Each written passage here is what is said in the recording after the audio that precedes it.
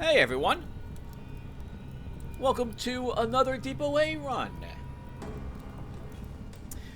So, I get super addicted to Underrail when I fire it up again after taking a break for like 6 months or so. And I have the overwhelming urge to create new characters and then try to see if I can get them through Depot A. Because you guys know by now I like making crazy, non-optimized builds and seeing how well I do, with the belief that if I can make it through Depot A, that I can get to the end of the game and beat the game with that character as well. This character that we're going to run through Depot A together today is one that I beat the game with on normal, and I figured I'd try it again on hard, and see if good old Lotaeri here, that's me up there in the upper left-hand corner, can get through it. It's been an adventure to reach this point with this character. This was a lot more difficult than it was on normal to get here. We'll share some stories when we're exploring Depot A, so we can spend this time leaping right into the character stats, look at his skills and feats, what equipment we have going with him, and so forth, and then we'll do all the miscellaneous talking when we're in there. So let's get started with this. So here's Lotaeri. The idea for this character is that I wanted to play a psyker, a mage type of character, a wizard as it was, because that's what I get dressed up as when I go to the Renaissance festivals, because I'm a dork. And the stat line is absolutely matches my stat line perfectly. I am above average strength. Yes, I don't have noodle arms at all. And I'm very agile and dexterous, since I don't stumble when I walk around out hiking all the time. Don't do that ever. I'm also very healthy. I'm not overweight at all. I notice things. I'm very wise and very intelligent. This is the exact opposite of what my stat line should be. This should be mirrored, and that would probably be my actual stat line. But in any case, let's talk about why I have the stats I have. Strength 6. I want to use spears. And I think sometimes a spear might require a strength of 6. So I wanted at least 6 strength to use spears without any issue. A 7 dexterity. I want to be more dexterous than strong for thematic reasons. And thus I have a 7 dex. Do I have grenade? No, I don't have any throwing on this character. So it was done just for the thematic reasons to have a 7 dex. 7 agility. I am going to be playing a dodgy and evadey character. And so this means I want high agility. I also want sprint on this character, which means I needed an 6 agility at the very least. I like having a higher initiative since Lotaeri doesn't have any stealth as well. That's a bit painful. I've been really tempted to take stealth, but I don't have any on this character. So this means going through, like, this is not a cave wizard, this is a normal wizard. So, I'm gonna need that extra initiative if I ever do get surprised and run into a group of enemies that I didn't realize were there. 5 constitution, because I'm playing a psyker. I don't like having a low constitution on a psyker. It turns out that I'm dead anyway. Generally, most of the time, if I bump into something and it can see me.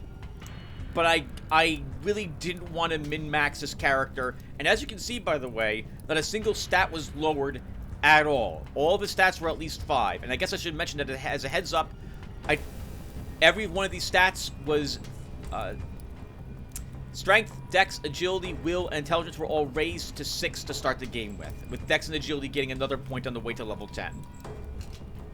A 5 perception, this way with a little bit of food and or some goggles, I could find some secrets, because I am playing Lotaeri on oddity mode, which we'll also talk about when we get into Depot A. I think I probably made this a lot tougher for me than it needed to be.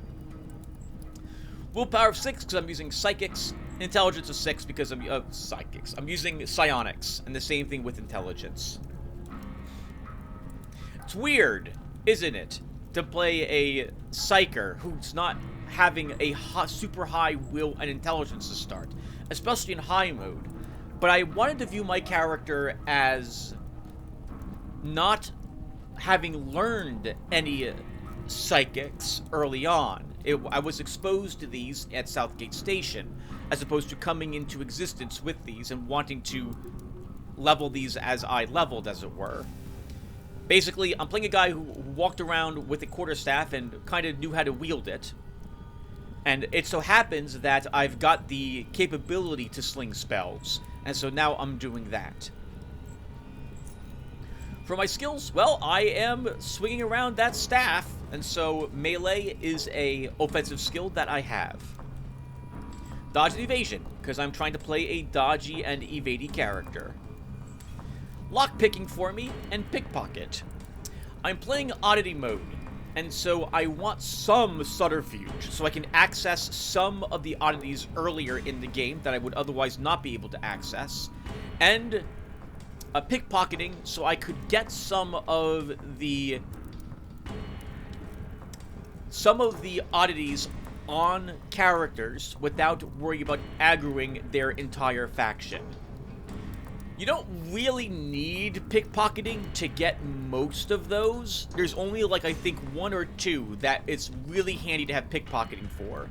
Since I'm playing on hard mode, pickpocket will also guarantee, assuming I side with them, and I intend to do so in the DLC, a free jet ski from Aegis Incorporated at a certain time. And that's going to be so handy, given the higher expenses on hard mode.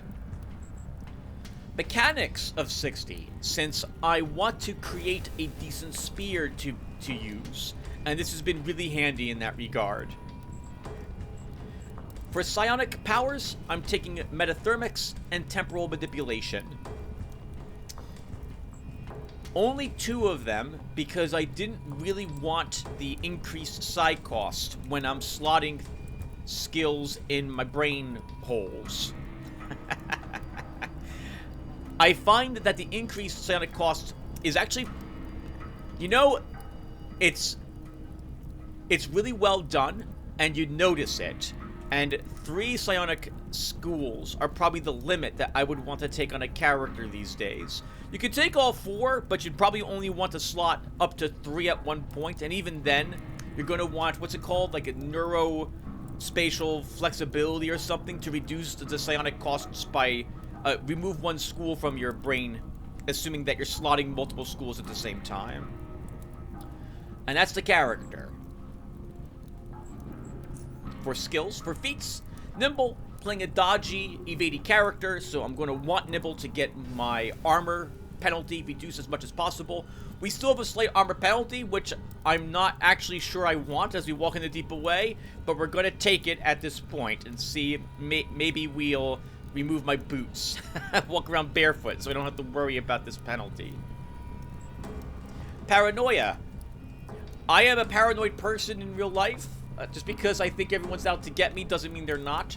I like the increased detection, since it gives me a chance to find some of the traps. I like having that higher initiative, and I also don't like being critically hit. If I'm critically hit by anything, it's basically it's game over. I'm dying right there. And so this gives me a chance that I won't have to immediately reload upon seeing myself hit with a crit. Sprint. I used to actually be a sprinter in real life. And so, for a very limited amount of time before I injured my leg with a blood clot that almost killed me. So in any case, I have sprint, because I like running around as fast as possible. I've discovered this is an extremely handy feat to have in hard mode, because if the enemies can't see you, they can't hit you, for the most part, and that's super important. And this helps me get around corners and stay out of their line of sight. I'm a tranquility fan, rather than a, what's it called, mania fan for psychics, since I will go through psionic power, my reserves, very quickly if I have Psi-mania.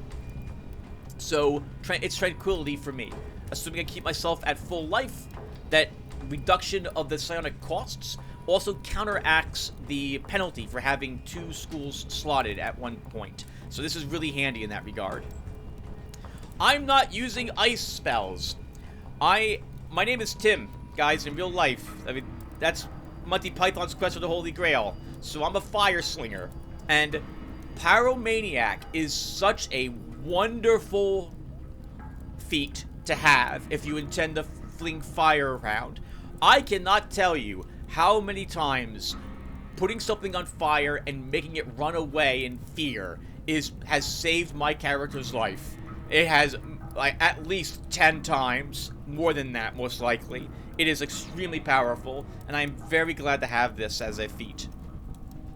This also means that I'm not using ice whatsoever. There is not going to be any ice psionics that I am slotting in my brain. Exposed weakness, I just took this at level 10 to help me versus the robots, since I don't have otherwise a good way of getting through their defenses. Those auto turrets are going to be something interesting for me to try to handle. I don't know if I'll be able to defeat all the auto turrets with this character. I think we can probably defeat a handful of them as I wait for Sprint to come on cooldown. Come off cooldown. But there's a few of them where... Oh, well, actually, we will be able to deal with it because of temporal manipulation. Never mind. But this will be really handy for dealing with enemies that I don't... that have some armor and that I can't wait around to deal with. Premeditation is a incredibly powerful feat and one of the better ones for psionic users. I can't imagine not taking it. It's let's get it, extremely powerful. One of the best feats in the game, I think, is pre-med. And all it takes is 6 intelligence and 40 psionics points in any skill or school. I highly recommend taking it. I can't foresee never taking pre-med. It's just so useful. And of course, we have to take psi-empathy in order to cast psionic powers. For my equipment, we are using a Unipsi headband, which will increase my psionic skills by 6. This helps my, obviously, temporal manipulation and metathermics. Anti-thermic insulated overcoat, a decent one at that. I believe I found this one on the group of Ironheads near Southgate Station. One of them was the guy with the submachine gun, who usually has, it's usually a jackrabbit, and it usually has a kneecap shot. Dropped this for me. And I very much like both the damage reduction from bullets, helping me survive against the robots, and that heat reduction has proven very handy for dealing with firecasters because of a story I'll share with you when we get into Depot A. Using a doctor's pouch, this way I can reach in and grab some of my psi boosters or adrenaline shots. And a steel spear that is level 10. Remember, everyone, that I consider the item level to be the durability number divided by 100. So you generally want to be using a weapon or wearing armor that is equal to your level or the creatures that you will be fending off in this game. So this should see us through Depot A. And lastly, I found a pair of mutated dog leather boots, which gives me a tiny bit of acid resistance. But I'm thinking I should probably take these off, because that armor penalty combined with this one means that I'm not benefiting from the 0% evasion. And I could have 86 evasion instead of 33 if I take off the boots. You know what? We'll go ahead and leave the boots off at the moment. Since we don't have throwing, there isn't a whole lot I have in my my belt slots. 3 flashbangs, 2 EMP grenades, an electric lantern, and that's it. I'm hoping we don't need any other grenades. And guys, that will do it.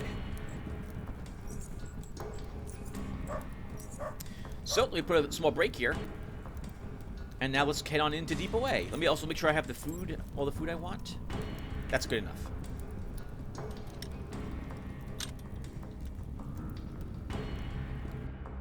Yeah, that took only 10 minutes, I think, this time, instead of normal 30 to get going. Now, I just did a Depot A run with Duke Nukem like 3 days ago. And my intention is to upload this one.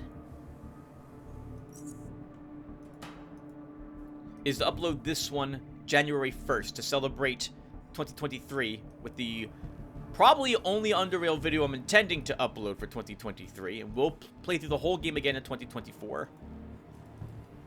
Let's do the standard stuff, because I use this house as a choke point for fighting off the mutants. And this time, This time, I'm going to try not to be reduced to 1 hit point when fighting the mutants here. I think both Alien and Duke Nukem both almost died to this group. Let's try to make sure that doesn't happen this time. Okay. And let's do this. Actually, we should do this moving up just a tad more.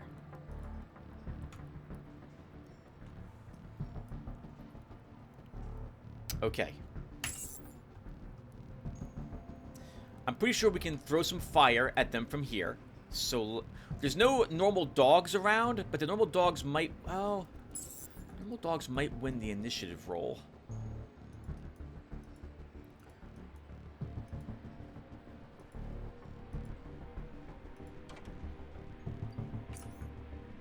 Maybe we can fend off the mutants from a different spot.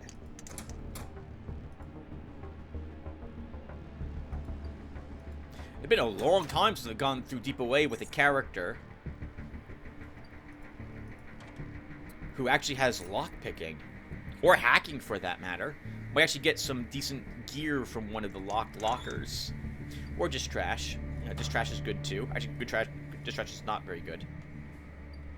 I think that's the sledgehammer guy.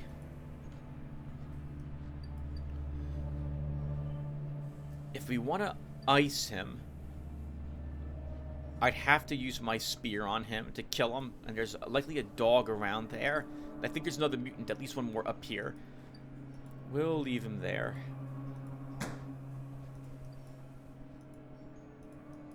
Alright, I hear the dogs, but I don't see the dogs. So let's go ahead and start with a fireball on those 3. Oh, good. There is a dog here. So let's premeditation. Premeditation reduces the action point cost of the next psionic spell I cast while it's active by 100%, and it costs 50% less psionic points as well. And then it expires after you cast any spell. Oh, I should show you the spells I have slotted as well, but let's cast this. Oh, that's not a good chance. 50%. Missed the dog. That's a bit of a shame. We'll have to tank the dog.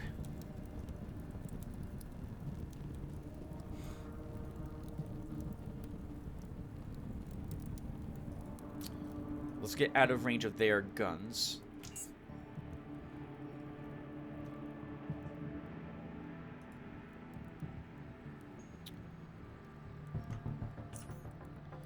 I can hit both dogs by streaming here, and then use sprint to maybe get around the corner. This will likely kill both dogs, or at least set them on fire. So let's use parakinetic stream. Sprint around the corner.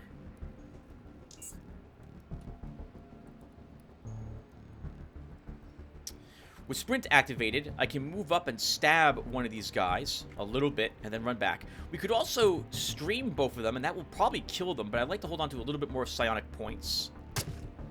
Oh, we're not going to kill them with this.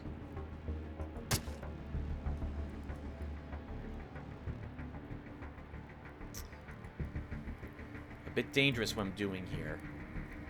The guy with the sledgehammer could show up, but we're going to do this anyway. Oh, he can shoot me.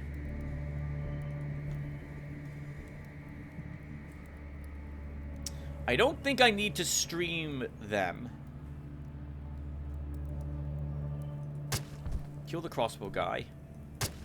Oh, fantastic crit. I'm still in combat, so they know where I am and are on the way. Hide in the corner here, or at least out of line of sight. Oh, there's another dog. Okay, that's annoying. And it barked, which means they're on the way.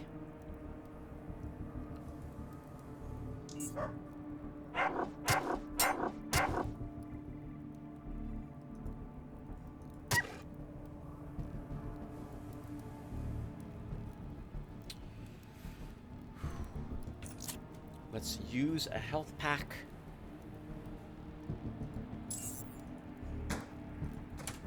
We might as well just go into combat. Okay. This is the one with the he doesn't have the sledgehammer out yet, which is interesting. This one has crippling strike. Let's set them on fire.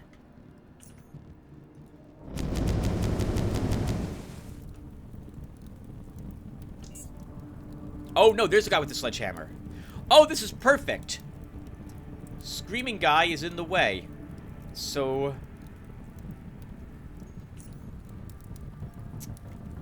oh, it's not quite as perfect as it could be.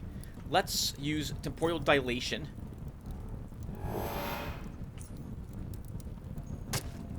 Slow him down, and he shouldn't be able to hit me.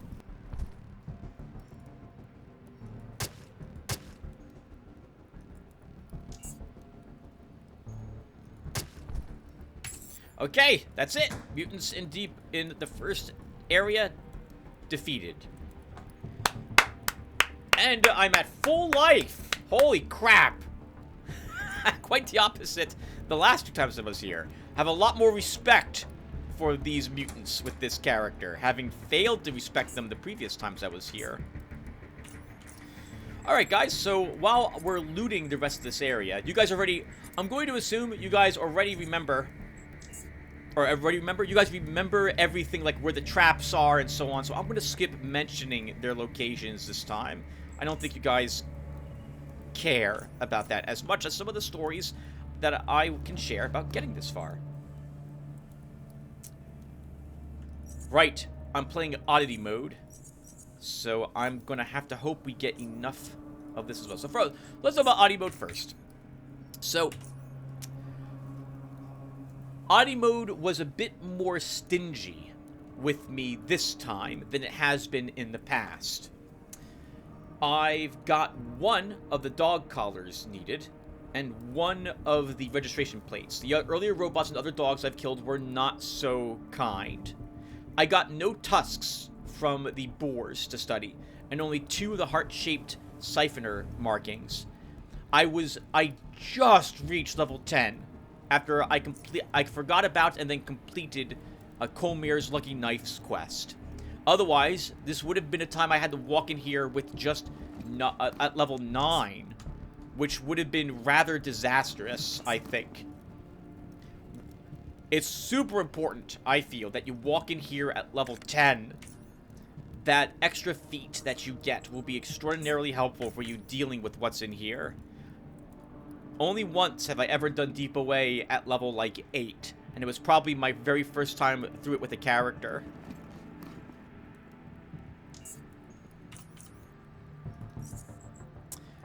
I was cursing and swearing. Oh, at the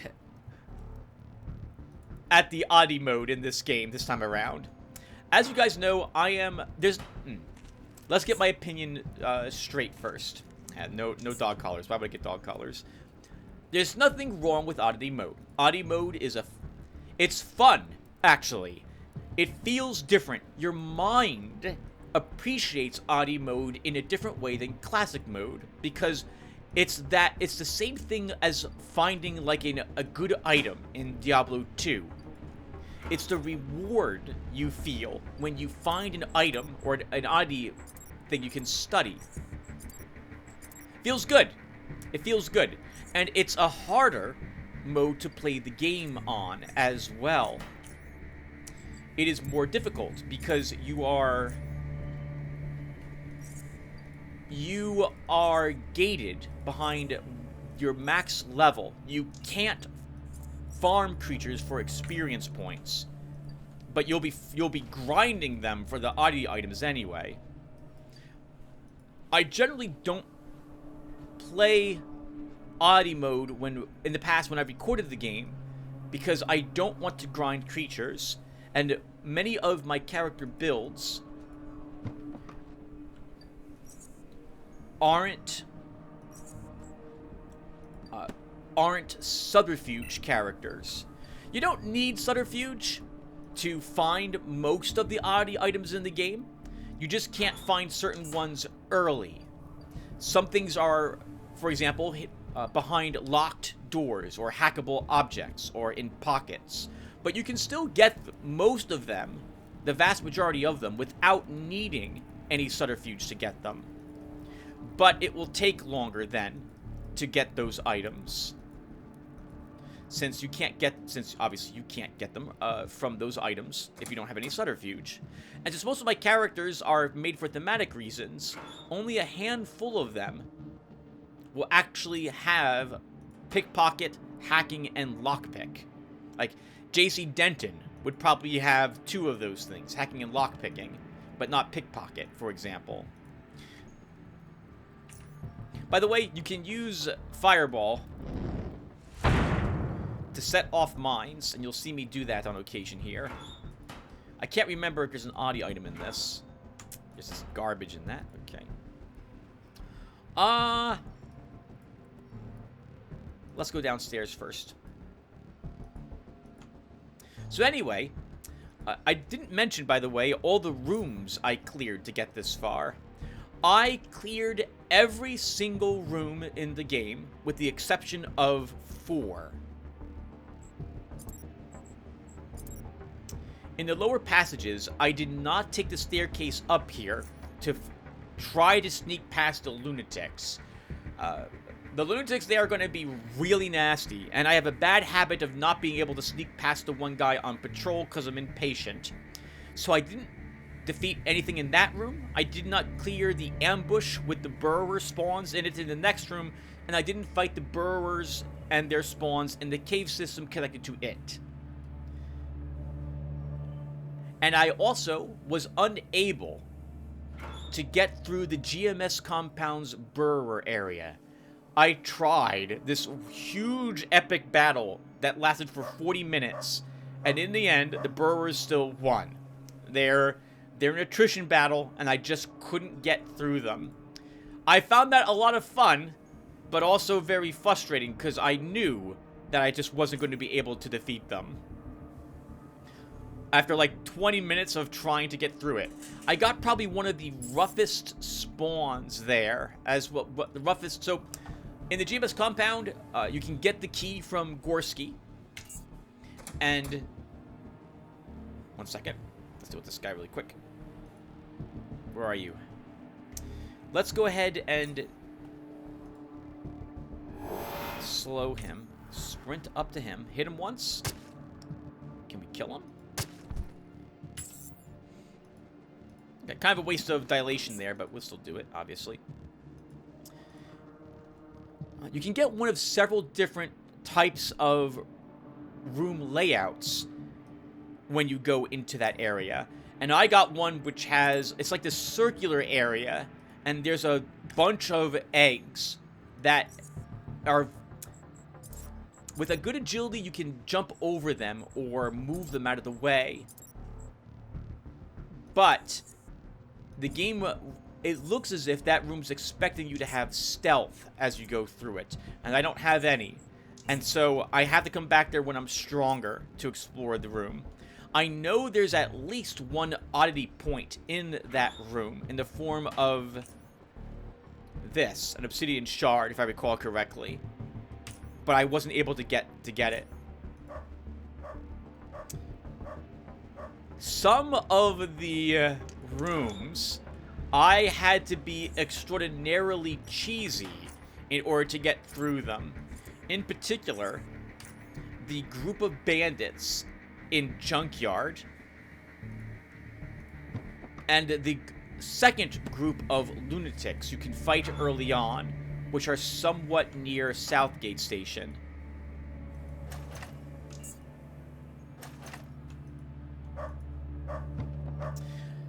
Both of those required me to zone multiple times to win.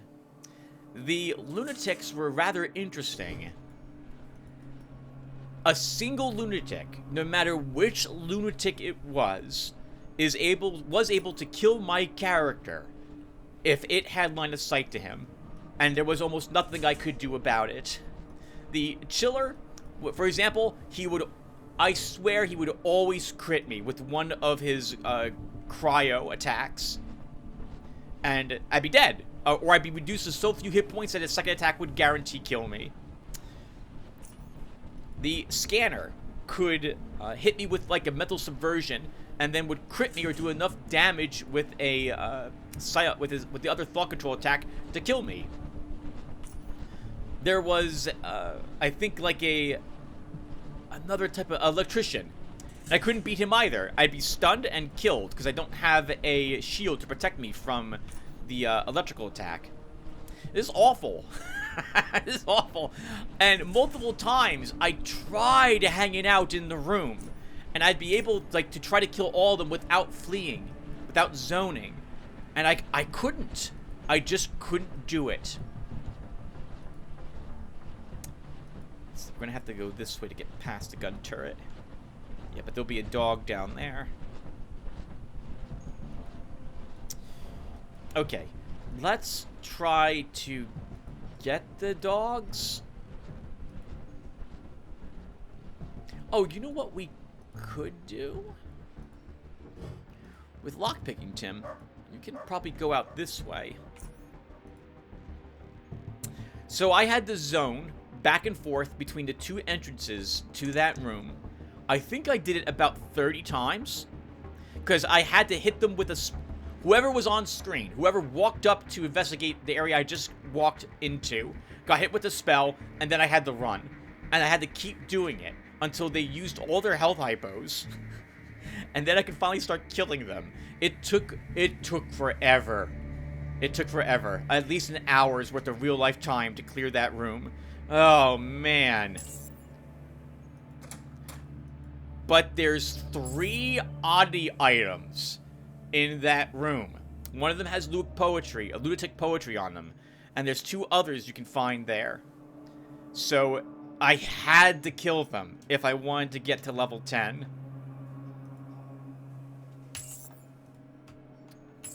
No dog here.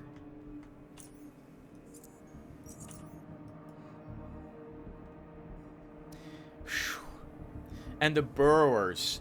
Oh, I did clear the burrowers out of the area next to Junkyard, where Cliff is waiting to talk with you. And if you have persuasion, you can convince him that you're not a hostile. But I don't have persuasion, so I killed them, went down there, and cleared out the burrowers down there. Because I wanted their ocarinas for the 2 point of oddities they're worth. And I had to kill every single burrower that I possibly could find to get both of them. Oh, that was rough. I did not want to have to clear the entire area, and I had to clear it in the end. The last burrower had the last ocarina I wanted. At least I was able to get them to all to drop. Oh, the dog still didn't see me. It was near the explosive barrel, so we're going to go up there and try to destroy it.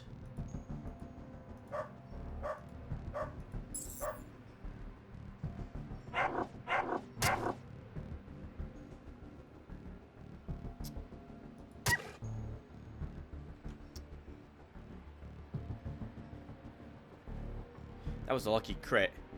I don't want to use the explosive barrel on a single dog. So let's go ahead and run away. I think there's at least... There's this dog, and I think there's one more out here.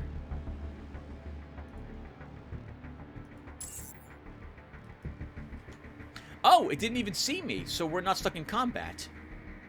And the other dog didn't bark. And my food expired, so let's have something else. I know there's traps. Oh, I'm really hungry, by the way, guys. I'm gonna have to get something to eat. My stomach's growling. Let's clear this room first.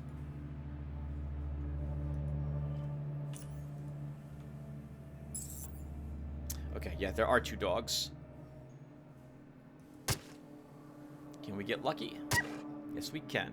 Now, that one's gonna bark, I'm pretty sure. Yep, because we killed its friend. And that means there's at least another, well, something is moving to investigate the dog's bark. Wow, game. Thank you. Holy crap. Wow. We just hit 4 64% in a row. What the heck? That is extremely unlikely. So, my character fighting the burrowers in that abandoned warehouse or area next to Junkyard. Guys, I missed 10 80% chances to hit in a row. I had to take a break and walk around and calm down. It's so stupid that I have to do stuff like this. It's a freaking video game. I shouldn't be so mad about the fact I missed so many times, but it is just rage-inducing to miss that many times. Like, that is just awful. And I put together my own lunatic poetry as I was cursing at whoever designed the random number generator in this game. That is, I mean, I get it. It's a game where there's a chance you'll miss. And I get it. You could be unlucky enough that you just happen to miss a series of 95% in a row, right? Like, what was that one time with Gabriel when fighting the Rat Hound Alpha and Rat Hounds on the way to Junkyard? We missed, I think, 95% chances of hit in a row? 6. 6 is a person in this game. That should not be it should not be the number of times you'll miss a 95% chance to hit. It's one of the reasons why I prefer there being, I mean, it can't be the case in this game, obviously, but I like there being a human when it comes to games that have a hit percentage, like being a dungeon master in Dungeons & Dragons. Man, if my player rolls a 1 for the 3rd time in a row, I'm going to supersede the die roll and let him hit instead of letting that happen. That's just so awful. That's so awful. So yeah, so that was just terrible. But I am trying not to reload the game. I'm trying to get through all the areas with a minimal amount of save scumming, as it were. It's not really save scumming in this game. It comes with the territory, Tim says as he saves the game. There's a mine right there. Yep. That's an MK3 HE mine, I think, as well. Good God.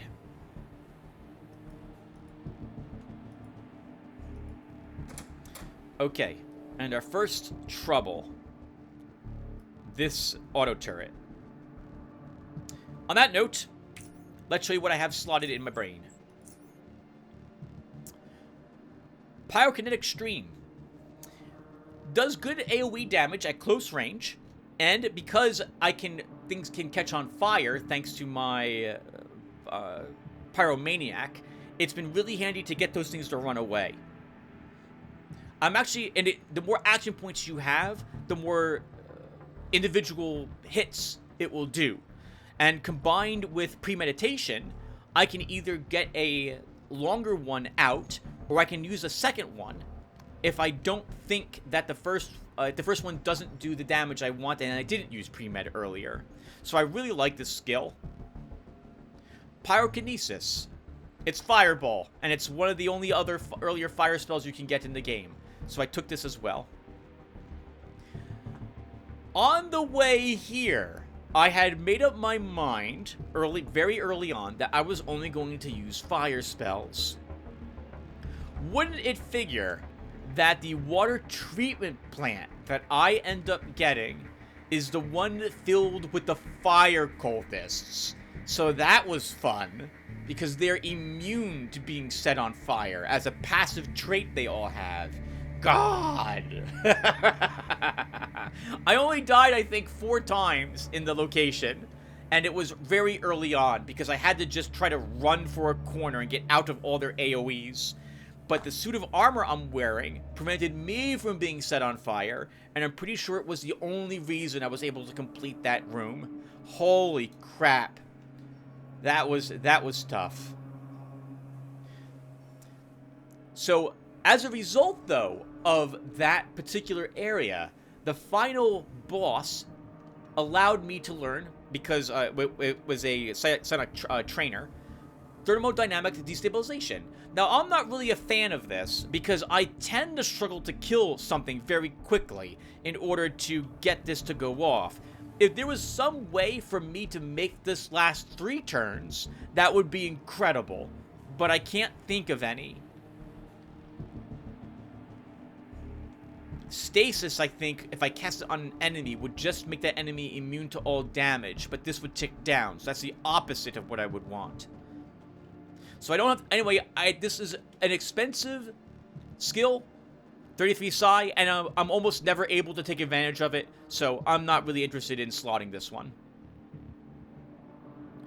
Temporal distortion was how I tended to deal with robots and cameras, since it will do decent damage against them, the energy damage in particular. I really like psychotemporal dilation, and when I had beaten the game on normal mode, I don't think I actually slotted psychotemporal contraction. I think I used this on the enemies.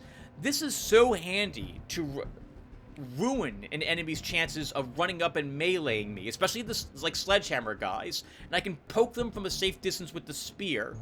And then if they get too close, I set them on fire and then they run away. But by the time they're back, this is ready to be cast again.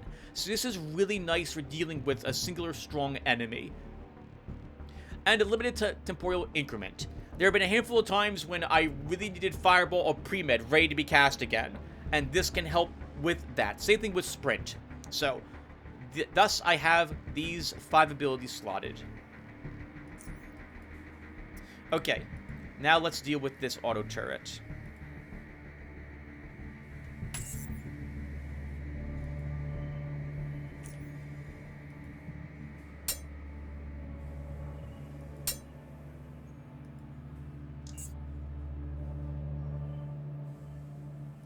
And we can just do this repeatedly.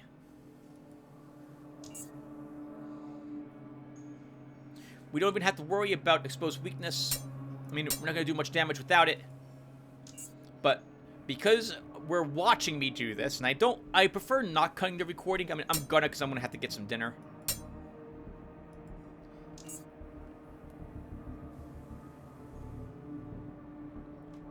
But, thankfully, this is quite the opposite of what it was like with Alien, who only had his lightning ability. What's it called? Electrokinetic shock, I think is what it's called. That's fine. It's a single 94% chance to miss. That's acceptable. Yeah, so 80... And the amount of misses that have happened when, like, in a row where it was a decent chance to hit has been awful for poor Lotaeri here. And it's made me realize something.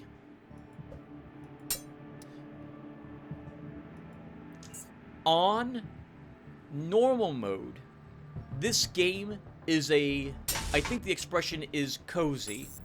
It's a cozy, chill, relaxing game for me. I die, but I expect it occasionally. Especially if I try going, if I am a little willing to take a risk or two. But mostly, I have fun using my crazy build on normal, and see if I can reach the end of the game with it. It's very relaxing, and I hang out and try to defeat all the enemies in the area without reloading, obviously, and without dying and without zoning. But on hard mode, this is not a comfy game for me any longer. This game is... it's hard. It's a lot more difficult. It's back to being, like, a significant challenge for me to get through the game. Which is good, but also, I'm cursing a lot more often. Which is to say, I am indeed cursing. If I miss 10, 80% chances of hit in a row on hard mode, that's just abysmal. That's just awful. And I hate it. I absolutely hate it. And there have been a handful of times where the enemy hits me. Like, I attack them, I miss 2 83% chances to hit. I immediately reload, because I'm dead, thanks to the fact that I missed those chances.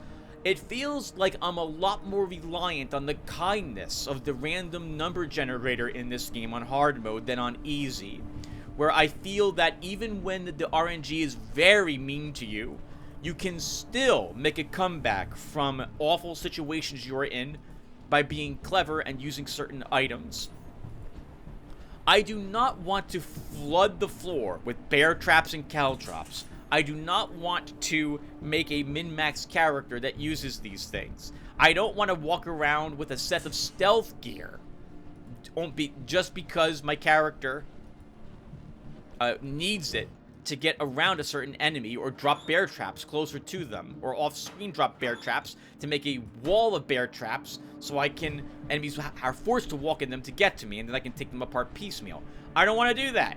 I want to use my fun character builds.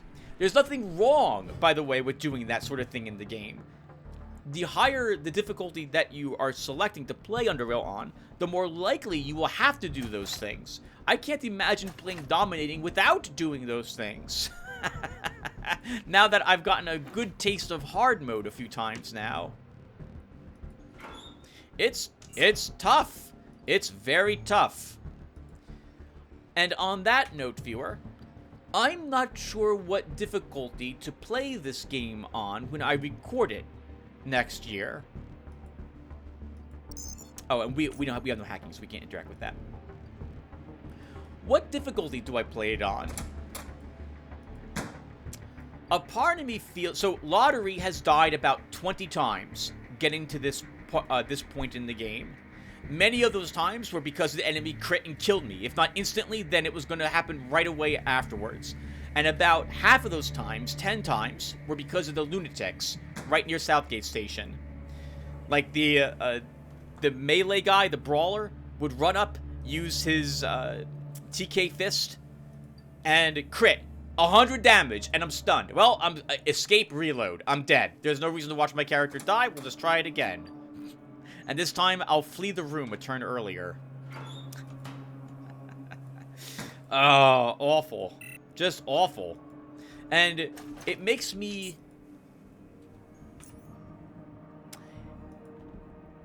It makes me a bit apprehensive of playing the game on hard, because I'm going to lose my patience on screen, whereas on normal mode, I don't. Oh, and by the way, I've already completed the scrapper version of this quest. I thought that they gave me an experience point, and they don't. There's no oddity points for completing their quest.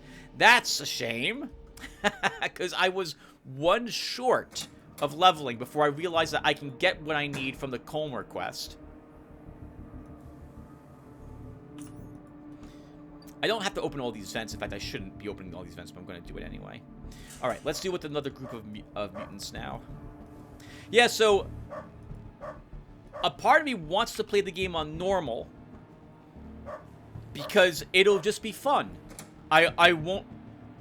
it'll be fun, it'll be relaxing. I'll still die a handful of times with whatever build I'm using, and it'll still be entertaining.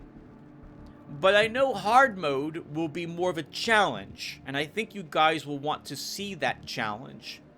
But I also think you guys want to see a happy Tim play a game, and not a pissed off Tim. I don't like watching people play a game when things go poorly and they immediately reload again, the game again. I want to watch them struggle and succeed at the challenge. And I know that's not going to happen all the time when I play the game. If I play it on hard, there's going to be times I'm going to just immediately hit escape and just reload because I've lost. I promise not to do that more than probably once or twice per fight, which will teach me that I'm not ready to handle it, or that the RNG just loathes me. But I don't find that fun to watch, and I don't think you guys would either.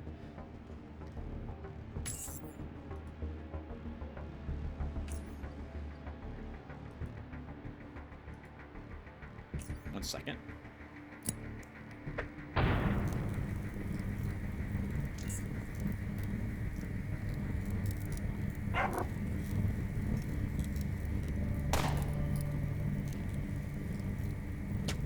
Ooh.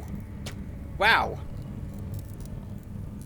Okay, at least one of them was set on fire with that. Alright, let's go ahead and use a pyrokinetic stream here. Can I get both dogs? I think that hits both dogs. It does not. It only hits one dog. Okay. Well, the game did tell me that.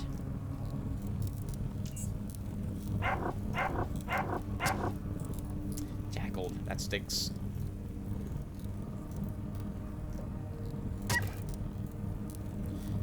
That was, though, the only dog there. Nice. Someone burned to death. Hello. You guys are tougher than you look. I think on hard mode, please correct me if I'm wrong, and I'll remember it in the future. So check the comments down below, guys, in case what I say right here is wrong.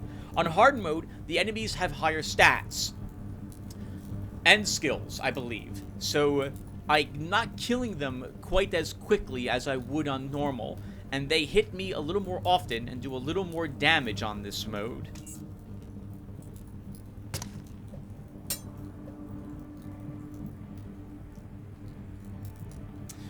Now, because we lost strength, we can't wield this spear effectively. So, let's use temporal distortion to put the damage I need on this one. Again. To guarantee it dies. Slow it down. And then run away.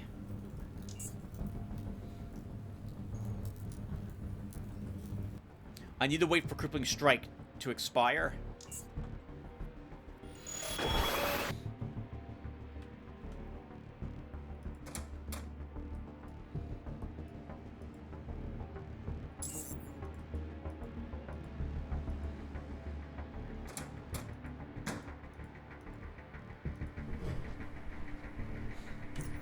I know it probably doesn't seem like I've struggled.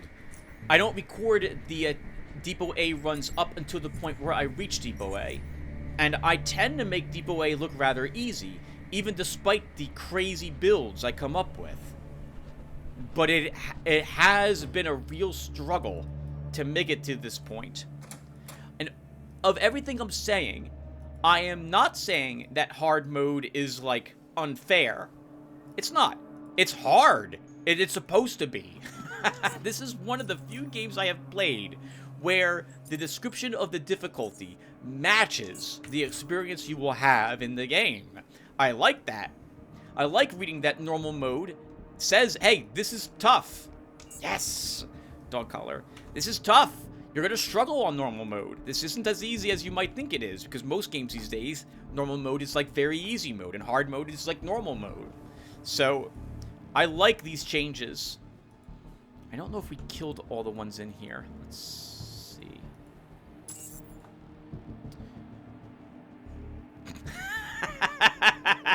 Well, we did not kill all the ones in here. Hello, boys.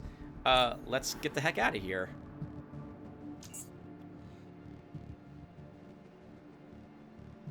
And I know they're all lined up. Oh, they're not quite all lined up. This one, it looks like she has an assault rifle. So I'm going to burn these ones.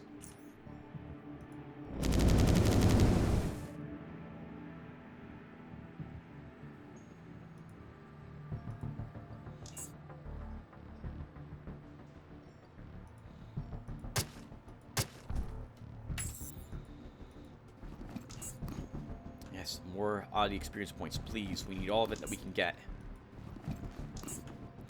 Okay, we're done with the acid femurs. We've got 1/4 of the level to level 11. Camera, get out of here.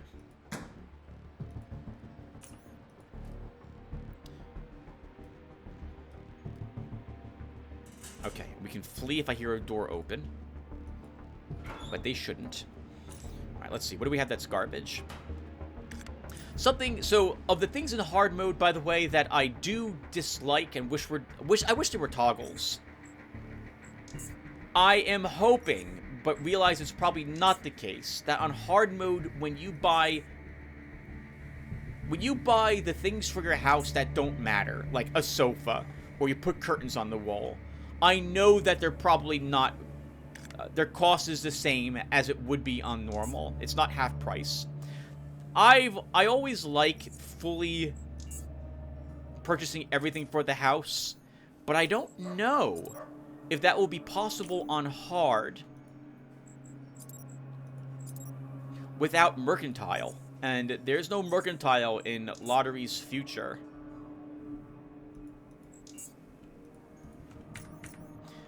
I think I'm going to have to probably just get the basement level done. Purchase all of the benches. And then, even though I have pickpocket on him, I kind of wanted a... I kind of wanted a different jet ski. And I don't think that's going to likely happen. I'll probably just have to use the Aegis Incorporated one. There's no reason not... It's a good jet ski.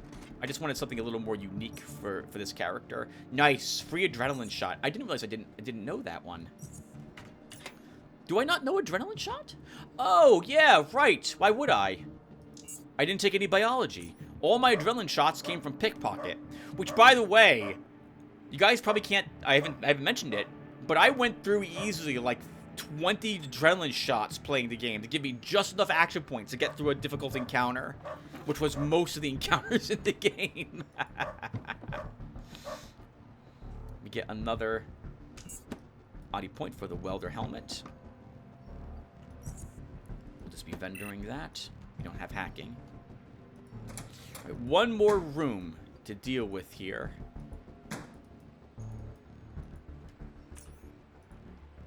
Then I'm going to put a small break here so I can get something to eat. I'm so hungry. We should probably check the vent system. I don't think there's any, like, hounds in it. But I can't remember if any of these lead to, like, an area that has a single oddity in it. They might.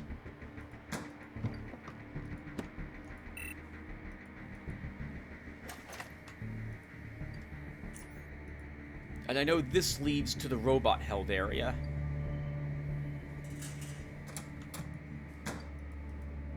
Yeah, 10 misses in a row.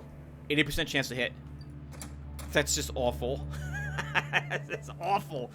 Oh, man, but I still stuck it out. Oh, man, I'm so mad. So mad. And I don't like recording the game mad. I really don't want to do that. Recording a game when you're angry at it generally is a miserable experience for everyone. The viewer watching it, they want to see someone enjoy the game they like. Occasionally, it's fine, right? Occasionally, you want to see someone struggle through a difficult part of the game. You don't want to see them breeze through the game without any trouble. You want to see them challenged a bit. This way, when they win, it's a little sweeter. Or at least that's my opinion of it. On that same note, though, especially for something like just the die rolls just aren't going your way at all. That's just... Oh. It's just miserable. Can we do the door trick?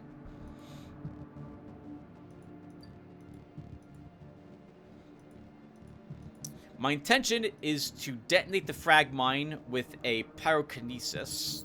Oh, crap! Doggy! Let's get... okay, hold on. This is a bit tricky. Because I want them all clustering around that mine, but I don't want the dogs surrounding me. I think there's 2 dogs in this room. So we're gonna go this way. Oh! Crap, I should have used this on the dog. We're going to. It's important enough that I do that I'm going to use an adrenaline shot.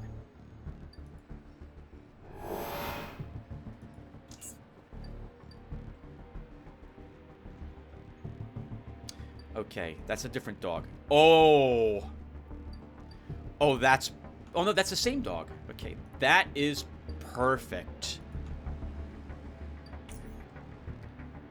That is perfect. Kill the dog. Kill 2 mutants. They're gonna burn to death. And that dog's dead.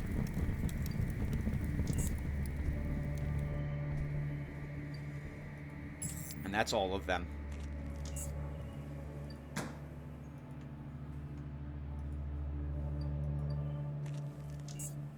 Still didn't get the last dog tag, and I don't think there's a... Actually, no, we can't get a dog...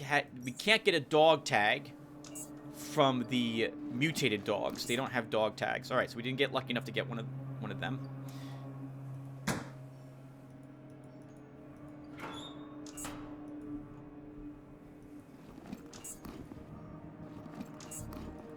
We'll tear apart most of this for repair kits. Nice. Some scrapture. Old train schedule for 2 more. Looks like we're almost halfway to level 11.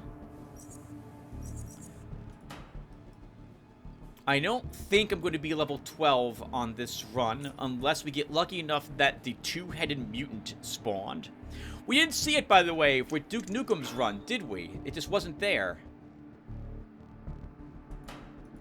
Okay. Let's break down some stuff. Let's see.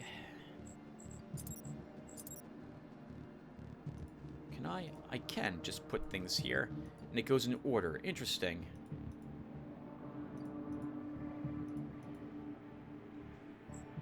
So when it comes to breaking down items, first off, you have to have the skill to do it. But what I also do is I'm looking at the cost of the item. This is worth 3,263 bucks. That's a pretty decent price for a Marauder, so I don't want to break that one down. Daggers are always worth breaking down for the scraps. The scraps are more important than this, like, 2 Charons. All these low-level damage daggers are worth. So I'd rather do that to save me money so I don't have to buy a mechanical repair kit. This Jaguar is only worth 1,789. If it's under 2,000 bucks, I just break them down. I should get rid of the bullets in this gun, but I'm lazy. I'm just gonna do that. Lights are always worth breaking down. Sledgehammers are always worth breaking down as well. They weigh a ton. They're not worth very much unless they're, like, electrified. So that gets vendored. It's a little information about why I decide to break down certain items versus others.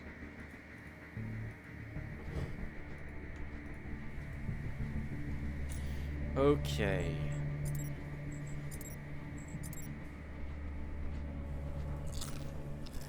More stuff to bat. I'm going to want to see where that leads. First, let's explore the rest of the vents. I think they all lead to places I've already opened, though, Tim.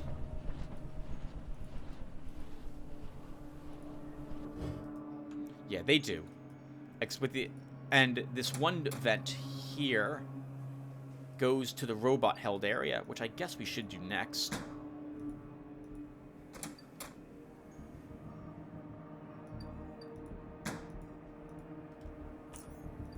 That was such a beautiful fireball, wasn't it?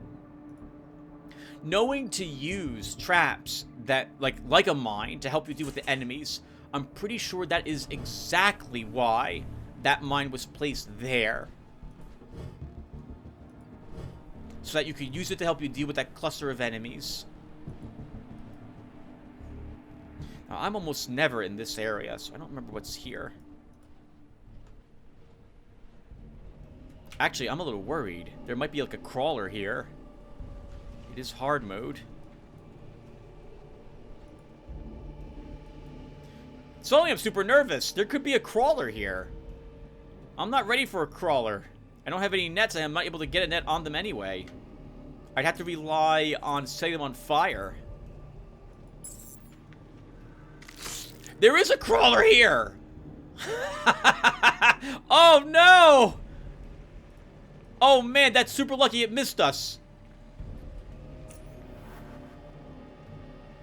I want to find it and kill it.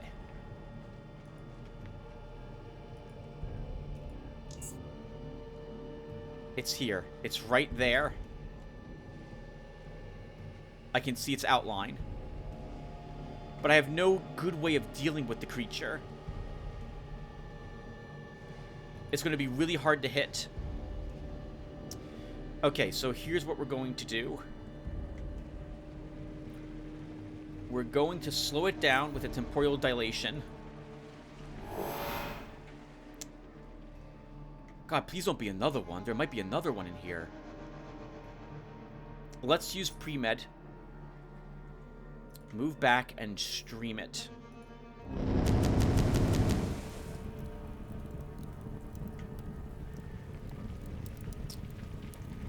going to get more psionic power and move up here. By slowing it, it's going to run.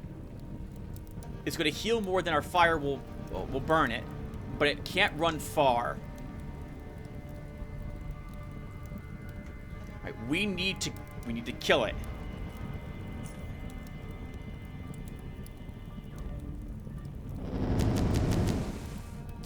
That's not going to do it, Tim.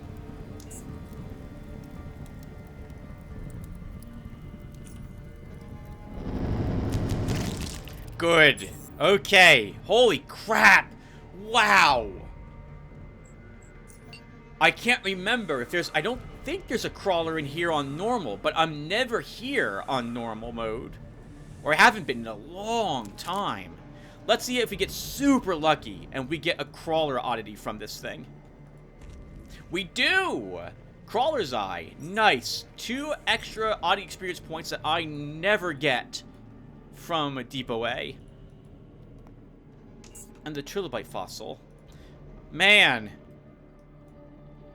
Oh, it's so good. That's a really amazing thing about playing on hard mode, is you feel a sense of accomplishment when you clear a room of all the hostiles that were in it. And whew, it is very sweet indeed to claim victories in this difficulty.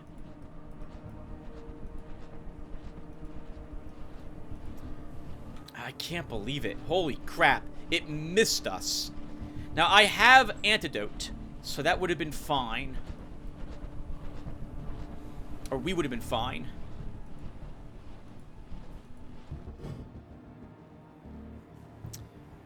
Okay, so I'm going to load into the next area, guys, but I'll be right back. I need to get some dinner. The next big challenge is going to be... No, I have temporal distortion, so we should be fine. Okay, I'll be right back, guys. Actually, let me zone over here first. Alright, I will be right back. Oh, I needed that. Alright, that was good. Delicious. Chicken patties with a little bit of cheese, some ketchup, and some hamburger rolls. Delicious. And now we're ready to do the rest of Depot A. We finished 2 of the 6 rooms here. And I'm not expecting trouble for this one, assuming I remember that the auto turrets will simply decimate me if they get even a single round to fire at me. Our armor doesn't provide enough protection to stop armor-piercing .44 rounds from just tearing us to shreds. But the little bots I'm not too concerned about. In fact, we want to kill all of them, because, or at least enough of them that we can find all of the registration plates we need. It's the greatest irony, and I always have to mention this, that oddity mode, people on the internet suggest that you don't have to grind with it. But it's the exact opposite. You will kill creatures that you don't have to kill, with the hope that you get what drops from them oddity-wise. And we need 2 more really? It's right there. Can we slow it?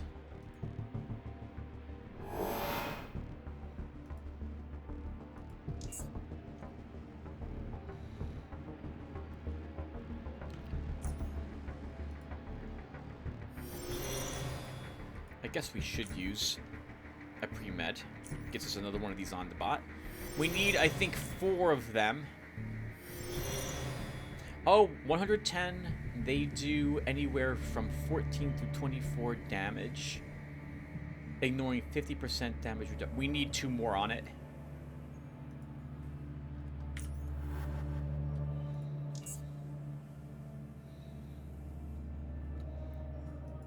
I would like to get the flashbang it's got. Because we're going to need all the flashbangs we can get if we want to be able to defeat the mutants up above us.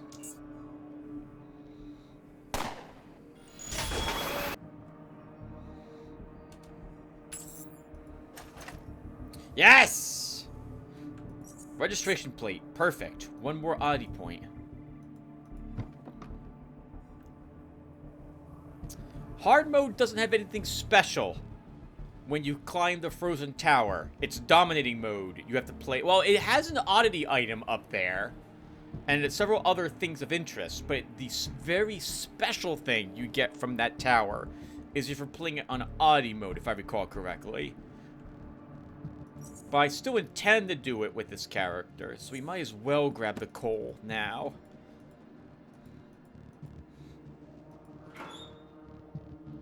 Northgate keycard. Old junkyard. Locked!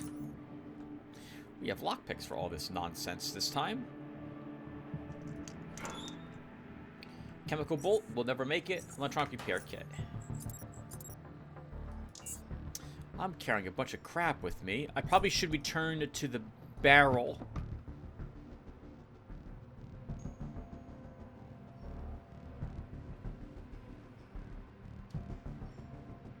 After we're done here. I've never seen this thing before. What is this? Unprojector. These weird goggles seem to flatten the image that is in focus, making its silhouette easy to distinguish, but obscuring the details. Detection increased by 15%. Damage bonus of weapons and unarmed attacks increased by 10%. Cannot critically hit with weapons or unarmed attacks.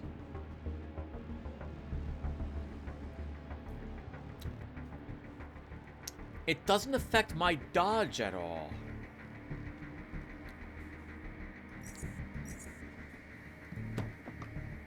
And we get some garbage food. Okay.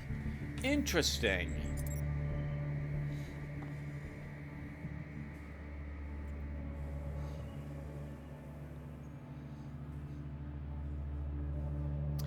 Weaponsmith is in Lotaeri's future for the extra crit chance, so this isn't something I would keep him using. And the crits he does with this weapon are very nice.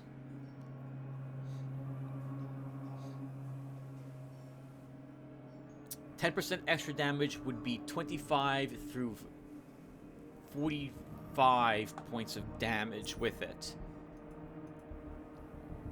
Right now we do 35 through 66. With this equipped, we don't see it applied there. Okay, this isn't the goggles I think I'll keep with Galvin, but I might hold on to it just for the novelty of having them.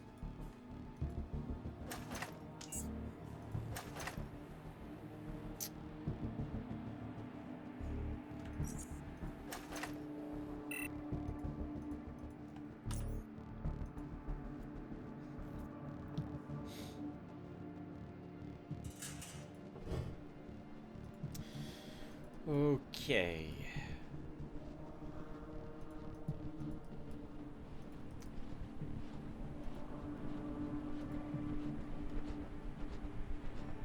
That's the room with the 2 auto turrets. We don't want to just drop into that room. There'll be several sentry bots here.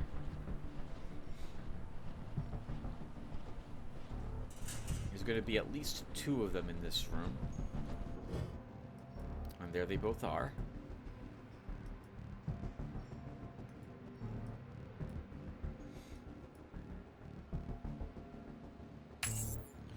Okay, this is going to be a bit tricky because we're going to get multiple bots after us. I think we can probably handle them.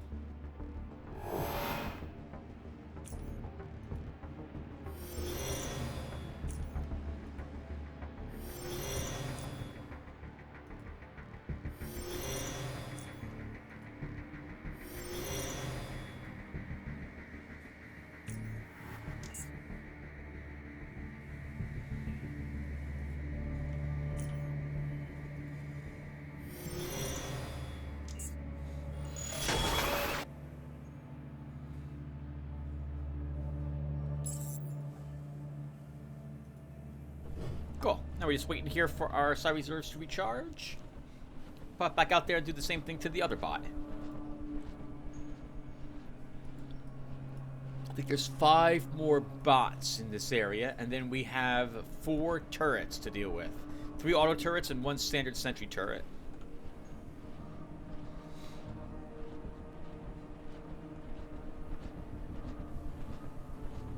Sorry. Sorry, guys. I'm not talking as much. I just ate dinner.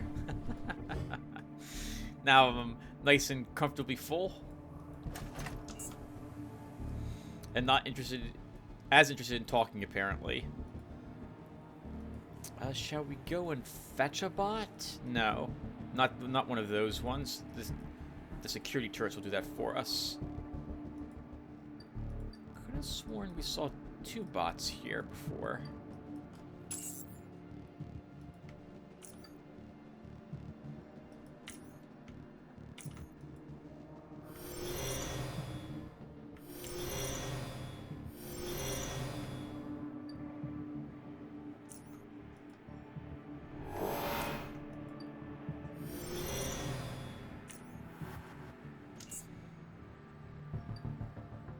Oh! Uh-oh. Another bot. Okay. We don't want to have to fight both of them.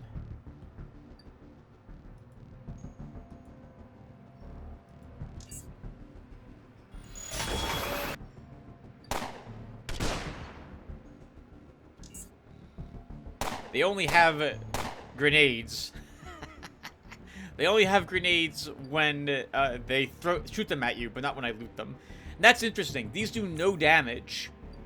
So I don't really need to be using my psionic powers on these things. We can just destroy them with the spear very easily.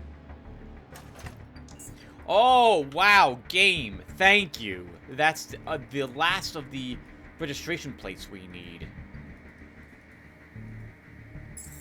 Oh. Oh, no. No, no.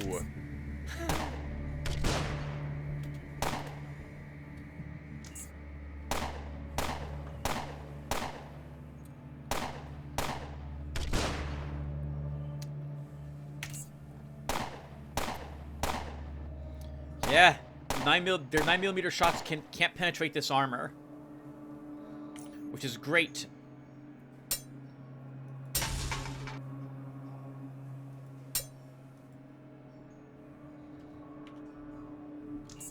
Because we're certainly not dodging many of the attacks. There we go, that's a lot better.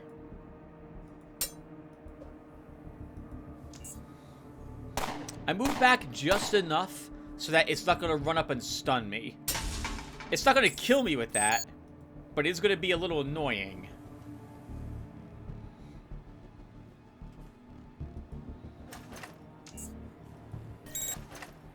Okay, if there's any other bots in the area, they will come to investigate the camera, I think.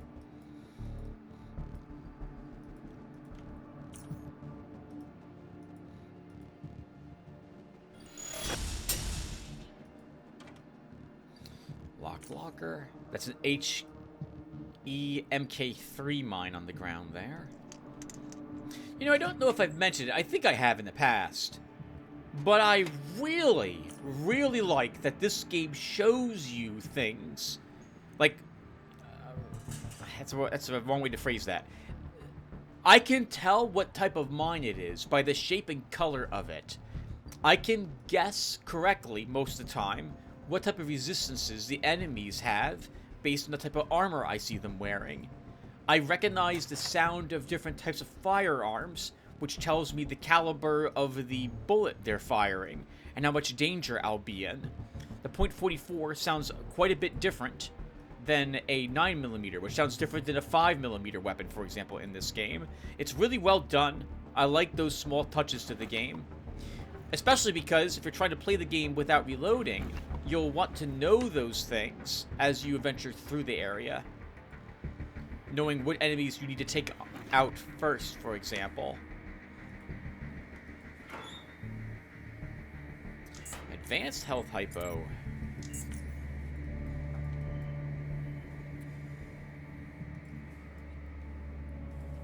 So we will absolutely reach level 11. I don't think, though, we've reached level 12.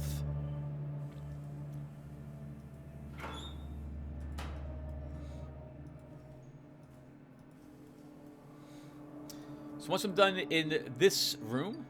Oh, almost forgot about that. We can just leave that there. We'll double back to the entrance barrel, which is where I usually store a bunch of crap. And we'll store a bunch of crap.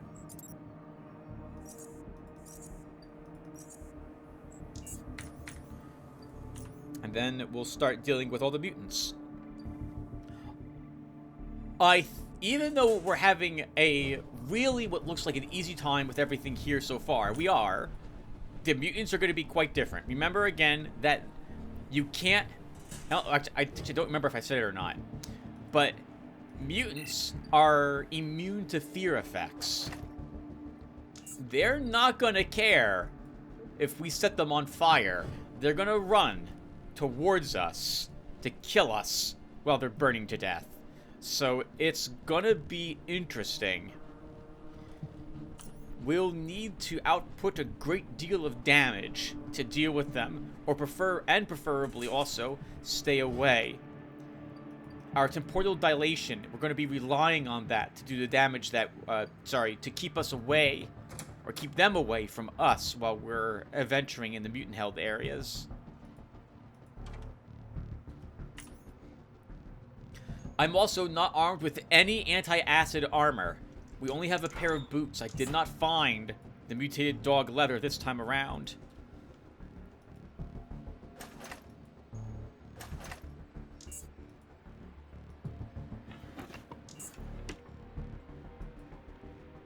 What that means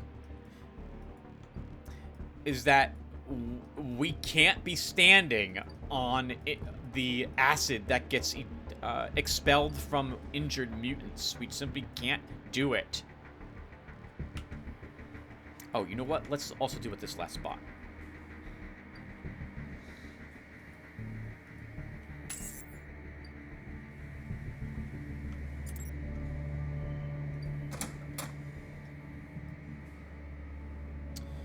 I just want to get its attention and then get away.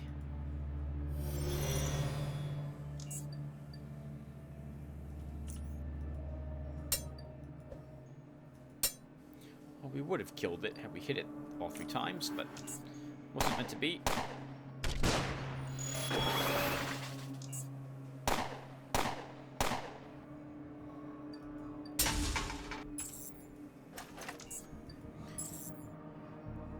Okay, so I'm thinking it will take 10 of these to destroy the auto turret.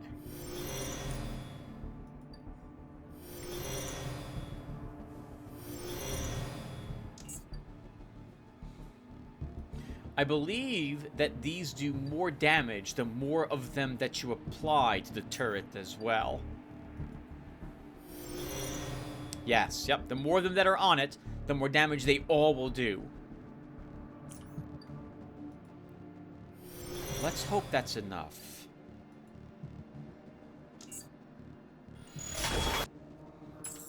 Very good.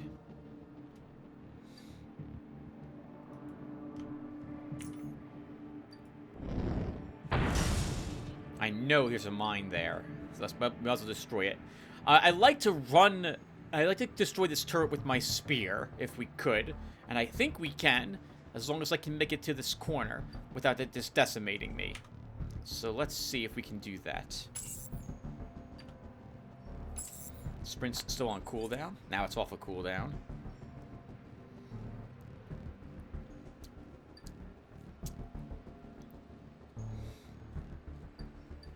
Alright, let's run for the corner.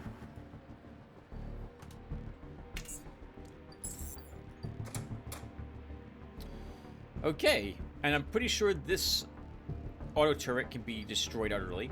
I do want to destroy it.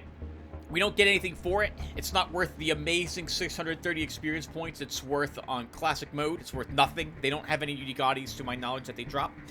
But I want to be able to walk through this area without worrying about it and not forgetting that sprint's on cooldown, for example. So we're going to destroy it. We're going to destroy everything in Depot A, which is the requirement I always have when I'm bringing characters through it.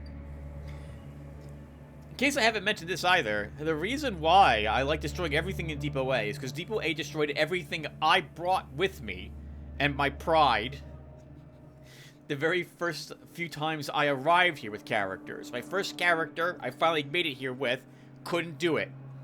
Couldn't do it. I don't think the second character did either, but the third finally did, as I finally understood what the game was demanding of me.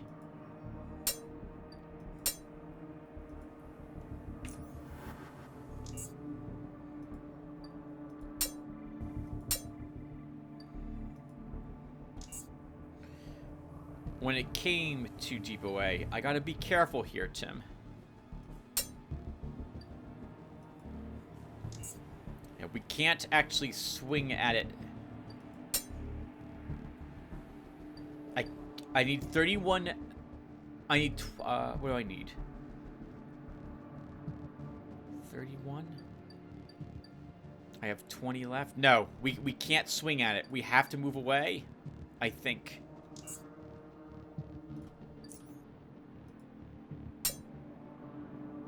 I'll risk it.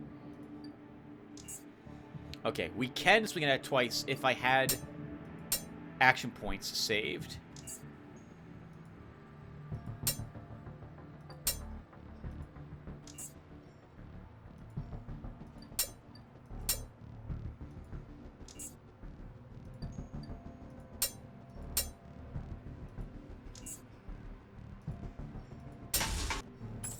Okay, good.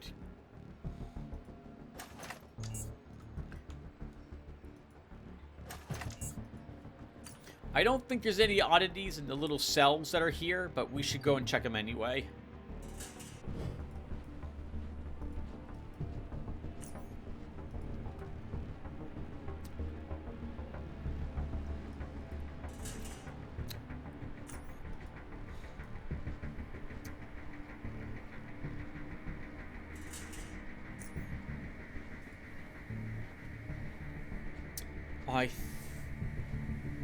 I think the best way for us to deal with the other turrets would be to run behind the boxes and then peek out to use temporal distortion.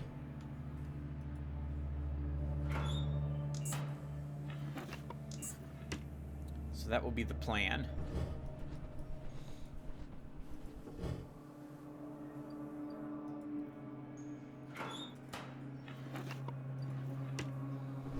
Some shock bolts, nothing we care about there. Yep, nothing in those that we cared about. Now to deal with the last turrets. We should eat some more food. Keep our steak, make us a little more agile, give us a little more movement points, and increase our initiative a little bit more. So it's probably... oh... easiest. There's a mine somewhere here which will kill me if I step on it, so we should be careful. Where's that one pair of goggles? Actually, this is 43%, so this is what we want to wear. Let's go ahead and open this. Actually, let's look out here for a bit. It counts as if we're here, so we'll just stay here for a here. The game, it will count as if we're out, like, actually looking at these places. So if I just stay here for a bit, we might see the mine. I think it's in one of these two places. And no, we're not going to see it.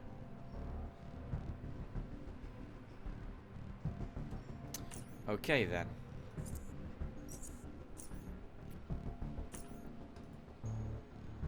So, you can enter combat from a vent system and actually leave the vent. It costs you, I think, 10 action points to do this. 15. And we need to run here. We didn't die, thank God.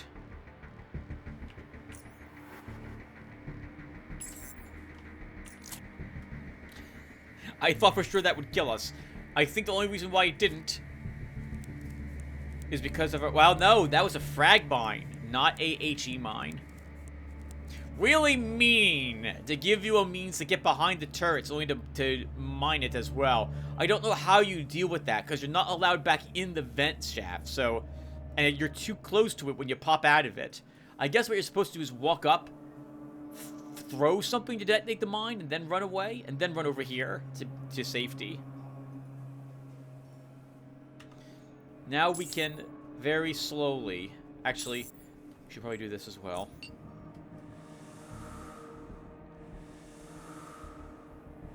Deal with the auto turrets, because we need to search the locker. Technically, I need to search all of them because there's a few oddie items in some of these.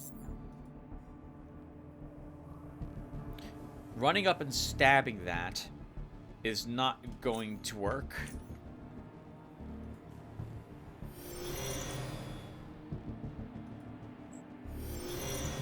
Okay, sprint is off cooldown.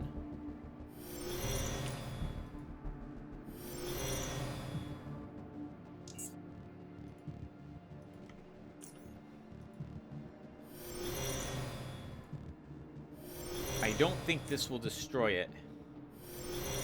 We'll have to do it at least one more time. Okay, it was close, though. Very close. Let's end combat to recover our psi reserves.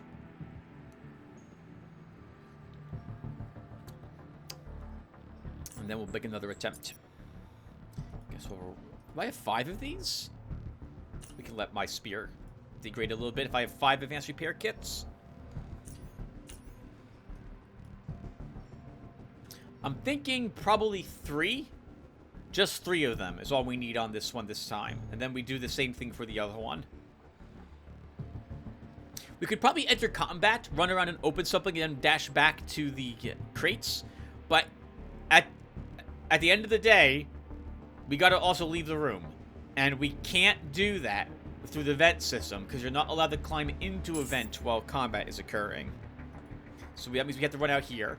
And we do not have the movement, even with sprint, even with a adrenaline shot, to make that. That's not going to happen. Should always use pre-med.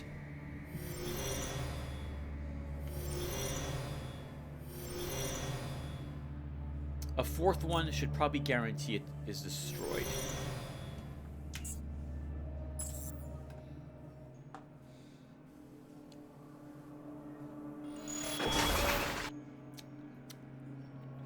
I think it was destroyed. Yep.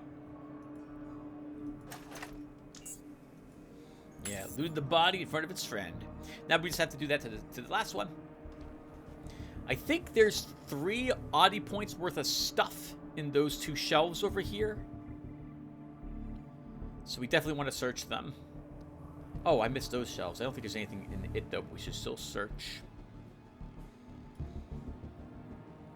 Alright, let's do this. So, same thing we just did, we do again.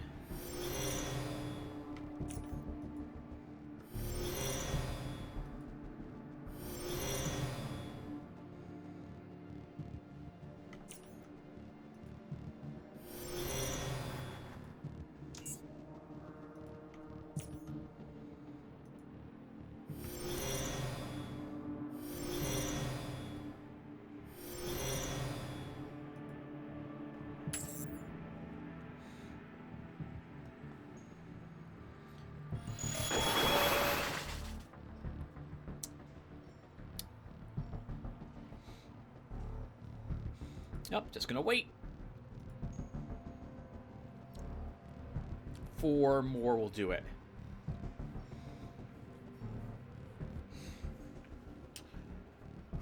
How am I dealing with the mutants? We're gonna need choke points, but we're gonna need to be able to move around this time.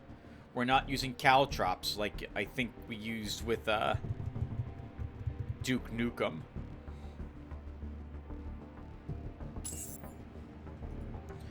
And I can't stun them, which is what I was doing with Alien.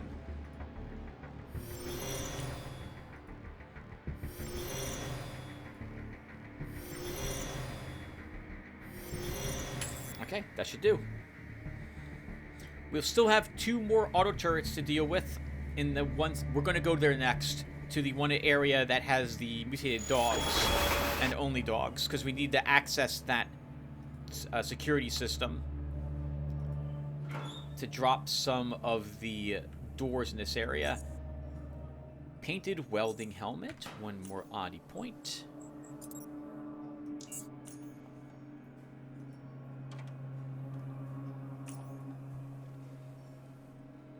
I don't think there's any oddities in the entire area that are in the Depot A that's in a locked container. We haven't found any to my knowledge yet. This will be the key card we need. Another floppy disk. Some more scrapture. 2 points away. Hopefully we'll get them from the mutated dogs.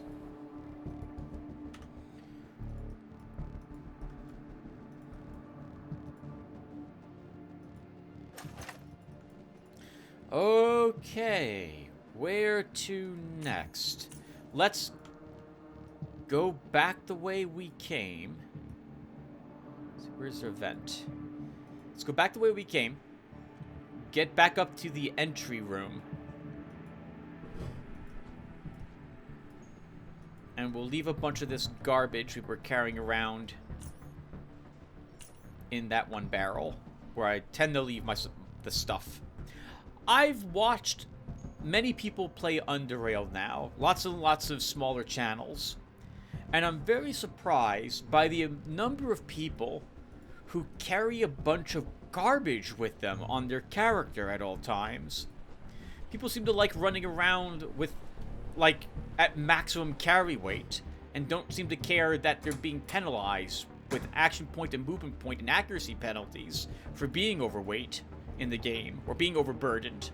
I don't get it. I don't get it. I've always been a gamer, though, who spends an abnormal, perhaps, amount of time doing inventory management, making sure I only carry the things I feel I need with me, and leaving everything sorted and stored in various containers, preferably at some easily accessible location. Which has bit me once or twice in the past.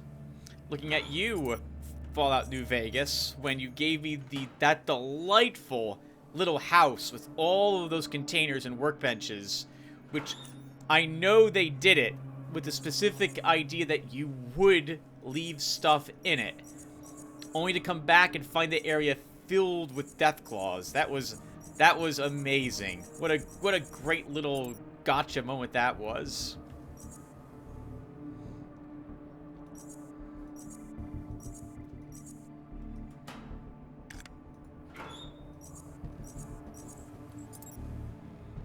In any case, I don't like carrying things with me when I'm expecting to pick up more things. So all of that gets left behind. And we free up just about 100 pounds worth of weight. Now we can carry a ton more. I don't think I destroyed that mine.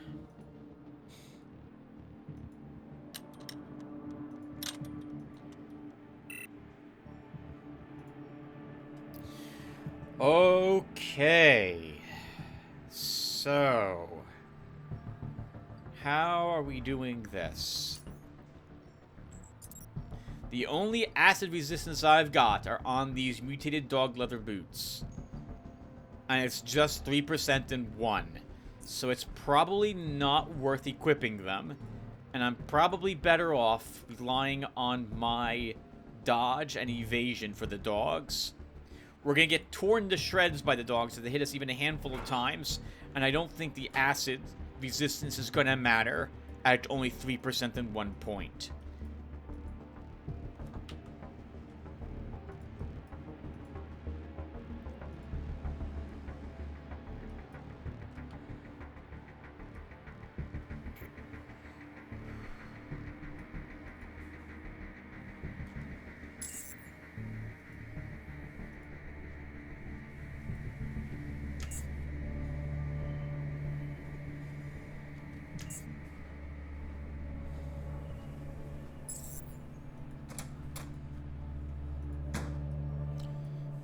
We know there's a mine in here. It's right. It's in one of these two spots. There it is. And there's a gun. Not a turret. There's a sentry bot in here.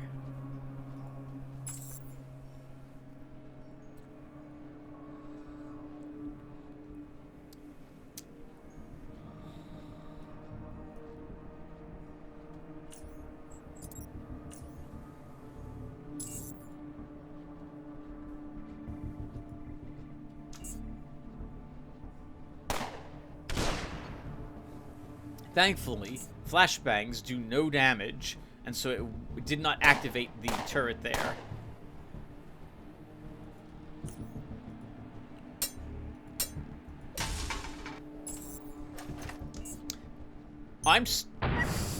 Oh, wow, nice! One of the dogs just killed itself for us. And all the other dogs got aggroed onto wherever it was that it destroyed itself on. That's wonderful. And we leveled up. And I'm pretty sure this is a boring level. Everything just gets improved 5 points.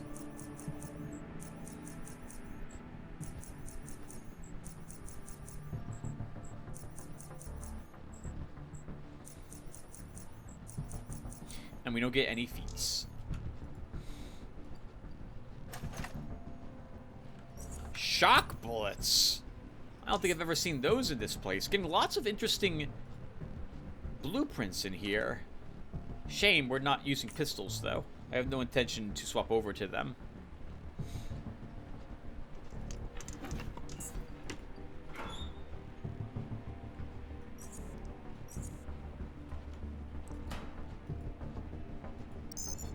Okay, let's drop the security here.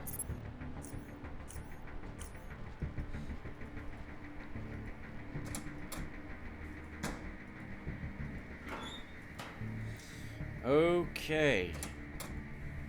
And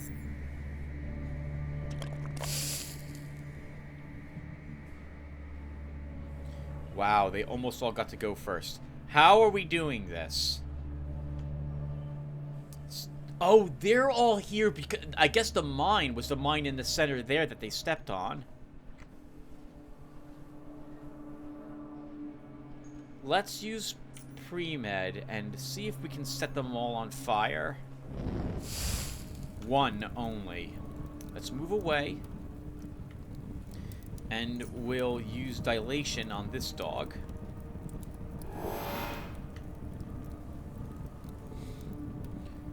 And I'll use one distortion, and we'll move here. We'll also use a psi booster. Because we're gonna stream the dogs. They should all be in this. Yep, all be in the doorway. Oh! Oh, God! There's 3 more of them. Now we kind of really need to kill these 2 dogs now. And we didn't.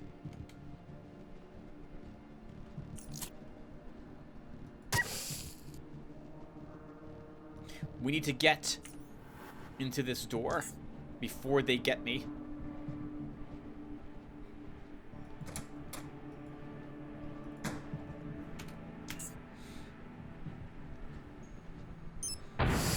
Good.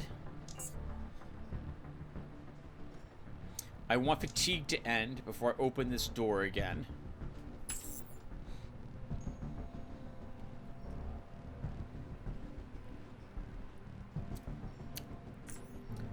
A bit risky to save here over my normal quick save slot, so we'll make a new slot here. So they're probably all here, or many of them are. So we're going to open the door, pre-med, and fireball there. Only one? Only one. Nope, there's 4. There's 4 of them. Okay. So let's stand right here. Only one of them can get me in melee. And we can fireball or stream all the dogs.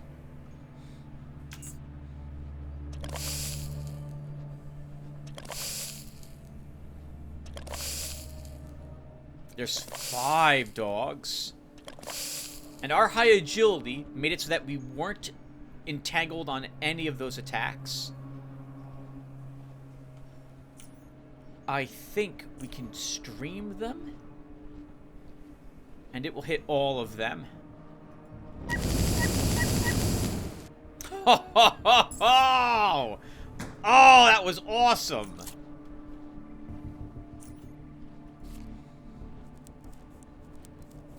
Holy crap! Guys, that was amazing. Holy crap.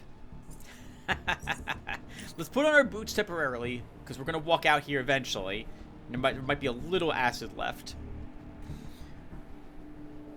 We have 2 rooms left. Well, technically no. There's still these 2 turrets. We can probably ignore the turrets, though. I don't think we need to destroy them. Yeah, we'll leave those turrets alone. We can sprint past them, as long as I remember to enter combat first.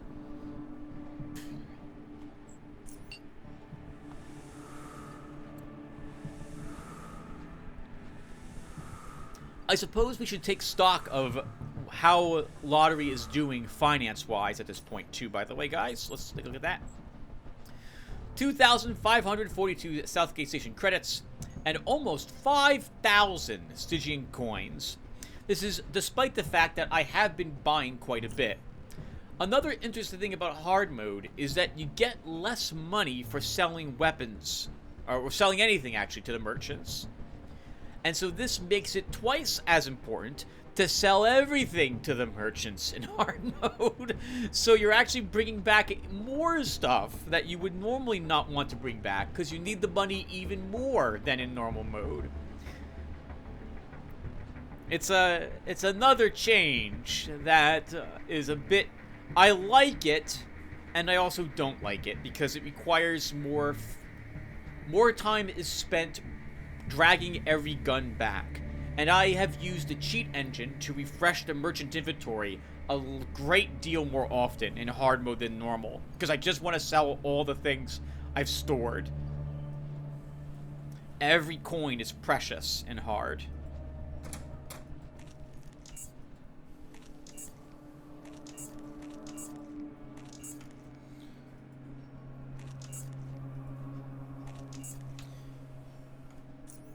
Okay, we have plenty of carry weight left. Now, I don't think I can make it to this turret and stab it. No, we have to run up there. We're not allowed to stab it over the sandbags.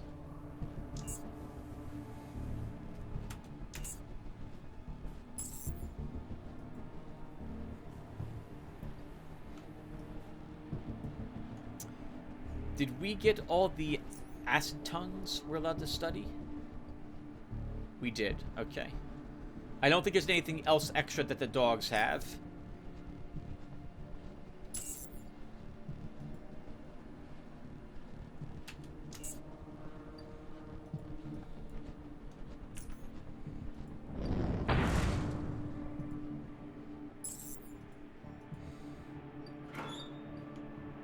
I think there was something good in here with Duke Nukem.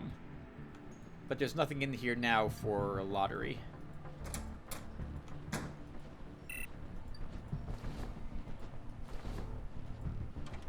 By the way, you shouldn't do what you see me doing there. You should always be looking through curtains if you've not played this game before. Walking up, you can right-click on a curtain. Well, walking up, right-click on a curtain. You can say peek, which will let you see what's on the other side of that curtain. If you're not supposed to open the curtain, though, make sure no one sees you do it. Because if you're looking at this side and someone walks around the corner and sees you peeking, you'll get in trouble. I learned that a long time ago when completing the Scrapper's quest in the one gambling establishment.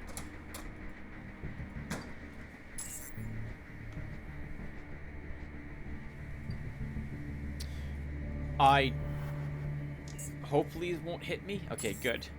I don't care about what the dead man has on him. He's got some bandages, like 10 Stygian coins, but the auto turret will just tear us to shreds, and I don't want to spend the time it will take to destroy it.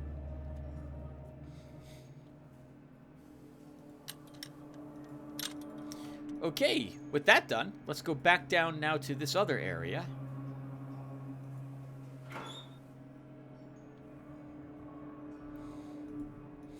And we'll activate the computer system here. Then we can go back to our... Actually, we might not need to go back to the barrel.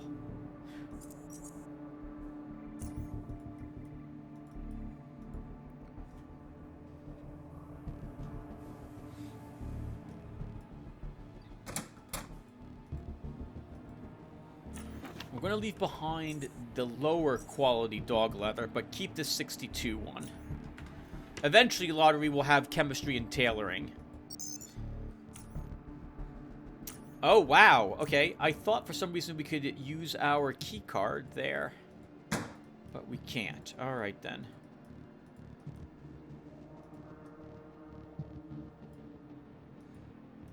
So this should be open.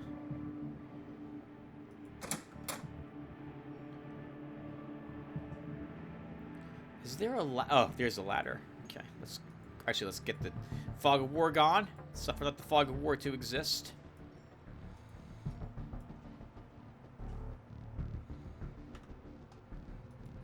I think this is the area we just got done doing.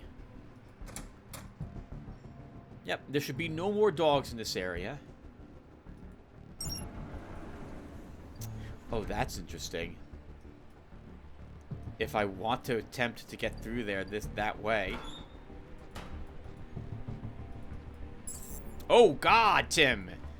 What are you thinking? Pay attention to you. Almost, thankfully, my agility is high enough that we'll win the initiative roll against those auto turrets. 19 times out of 20, but there is a small chance we might not win that and win the initiative roll.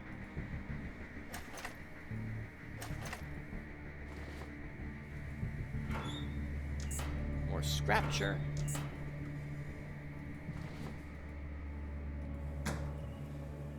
We'll check around this corner, but we don't actually have to walk in front of those turrets. We don't have to explore anything that they're guarding, because they're not guarding anything to my knowledge.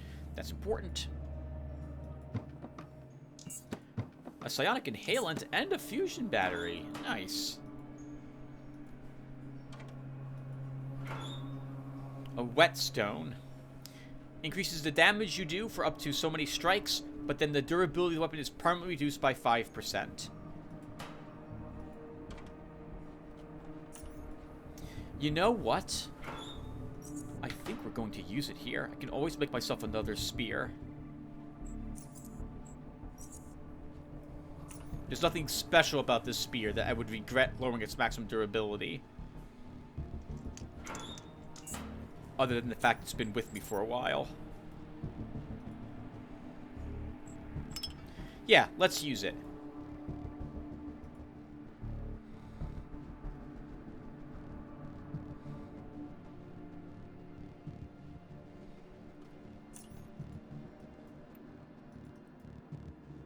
Most people probably never even consider lowering the maximum durability of a weapon, is my guess. Because they're relying on that. They're relying on that weapon to help them. I was really wearing goggles this entire time? Unacceptable. That's why it's 25% dodge. I didn't realize I was suffering. Okay, so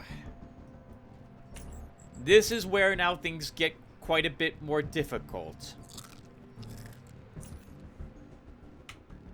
Let's see how well we do.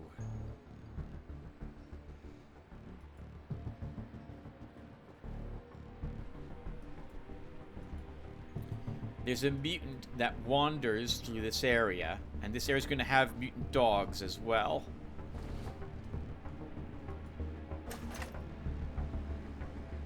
Metal armor. I don't really feel like carrying it around. That's a lot of carry weight.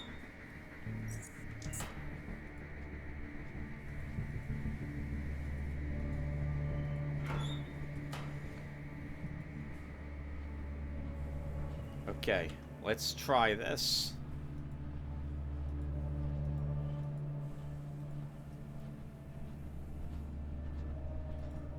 Alright, this will have to be good enough. They're kind of together.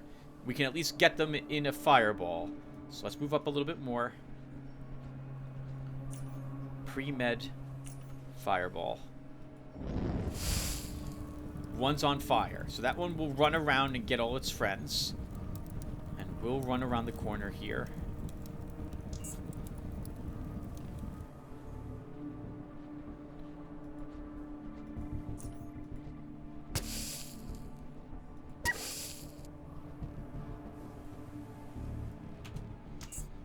We're still in combat.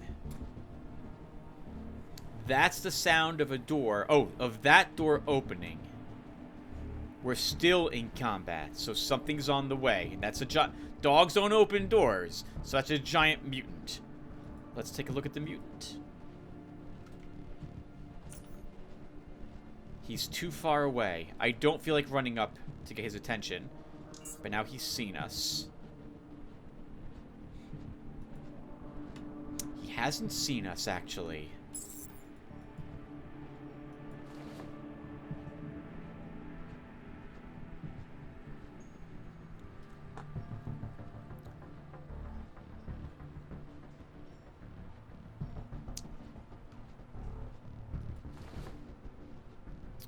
Okay. Oh, crap!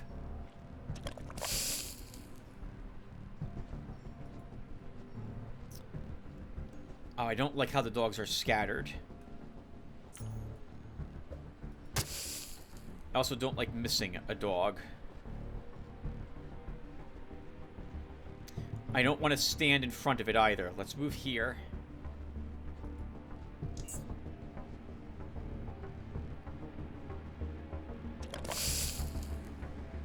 Oh, that's useful, though. Can I stream? I can't move around them. Let's not use stream, then.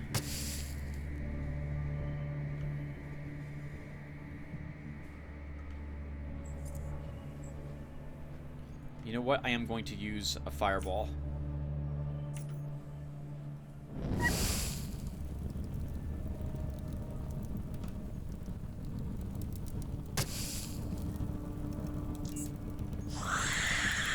Oh no! Dog, run, get it. Oh god! Oh god!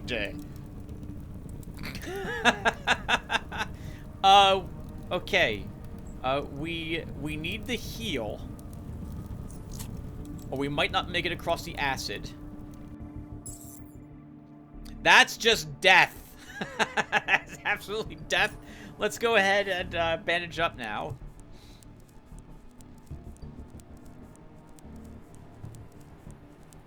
I have no problem on hard mode. Like, it is... I don't feel guilty. I have no qualms about feeling bad whatsoever in regards to fleeing a room in hard. No way. On normal, I tried to stick that out. But nope, not on hard. That's death. That's 100% death.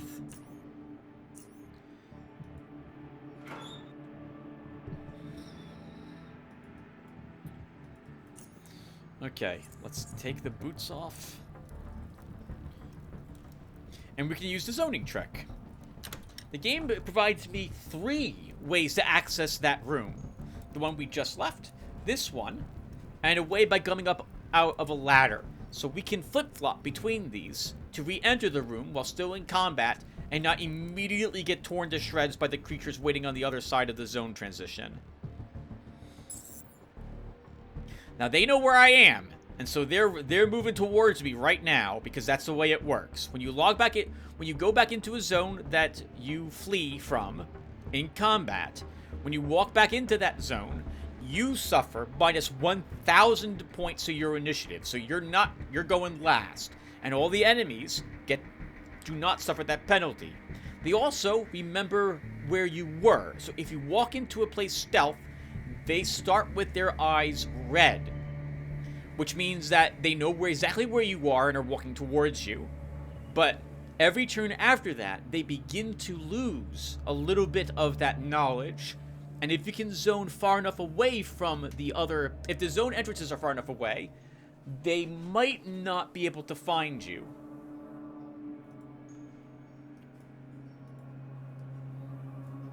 Might not.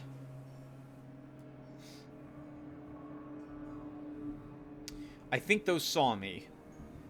So now we have to deal with them as well. So let's pre-med.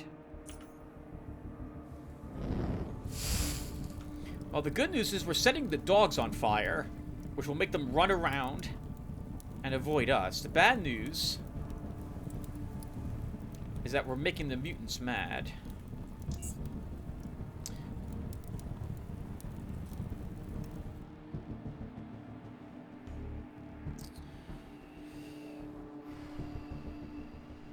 I can't kill the mutated dog with 2 stabs.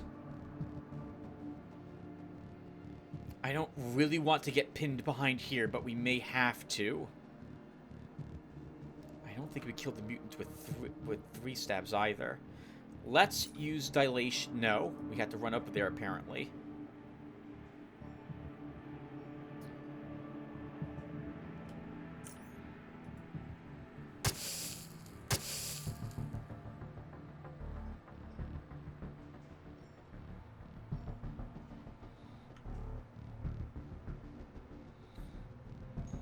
It's worth it to flame it.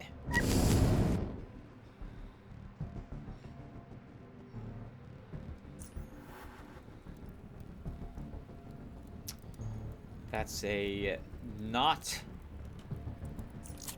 disinterested dog. That's gonna charge us. I think we stay here, or I move towards the corner. 2 more mutated dogs. Okay. Oh, they can shoot me through the fence. I didn't think they would be able to get a glob through the fence.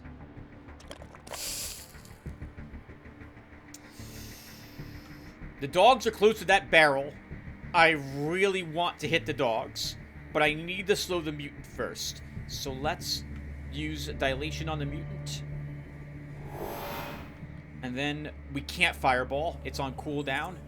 But we can fireball. We have to use increment. We then need to use a psi booster. And then we can use fireball here. It didn't kill either of them. Neither of them are set on fire. We can stream them to get to death, though. Let's run around the corner and get out of the mutant's line of sight.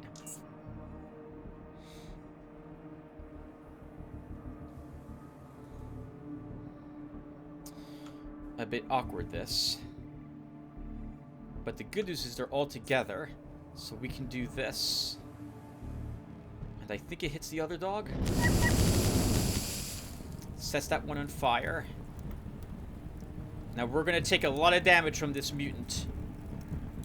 It should still be suffering from dilation, but it's going to spew acid at us.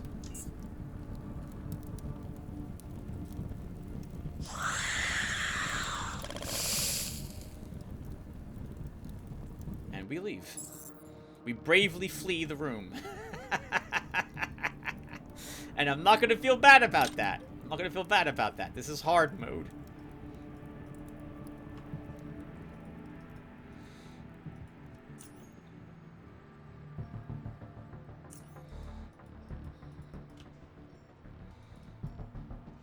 This is where psionics really show how strong they still are, despite the psionic nerf which occurred some time ago.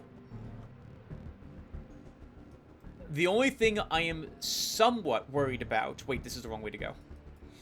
The only thing I am somewhat worried about here is, will my fireball land where I'm aiming?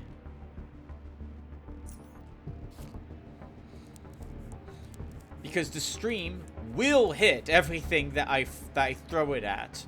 My temporal dilation will affect the creature I throw it on. It does not get a chance to resist.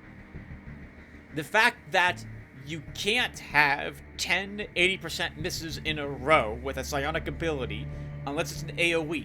And even then, you might still generally get the area you were aiming for. Makes psionic powers incredibly strong compared to non-psionic builds. That said, some non-psionic builds are still very, very strong. You might not believe me when I say this, but Duke Nukem was the first character who ever actually used an assault rifle. And I thought the auto fire on that, the burst, was very strong. I can see why people say it's one of the strongest builds in the game. If you spec for assault rifles and take nothing but doing incredible amounts of damage with the full auto, whew, Man, you're gonna tear things to shreds with that build.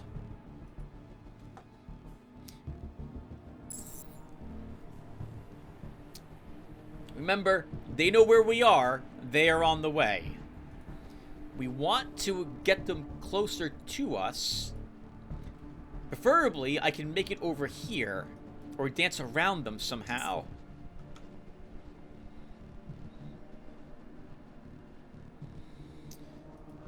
The dogs do not have agoraphobia on them, which means we're going to set them on fire again. Pre-med, because there's never a reason not to use pre-med. Killed one.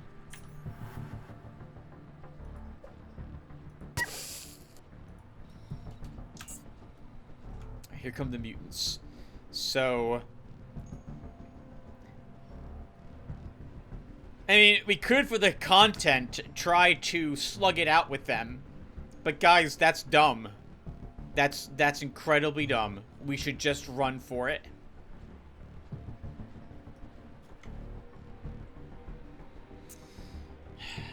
Fine. We'll stay for the content for you guys watching.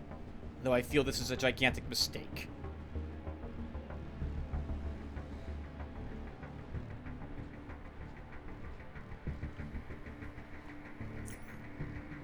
I don't want to run into the acid, so we'll run over here instead and get some distance.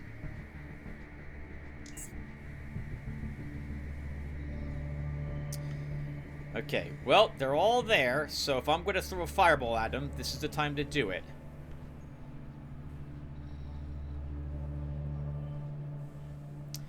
And this is the time to do it.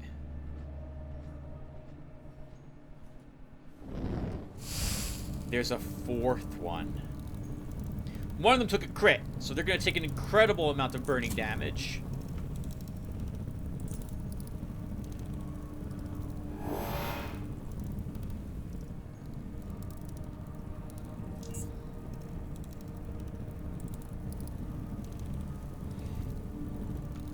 Remember, mutants can't be feared, so these are just gonna come right towards me. Let's see if we can get into this building. I know there's a door here, which will open for us. Nice! One burned to death. That one will also burn to death.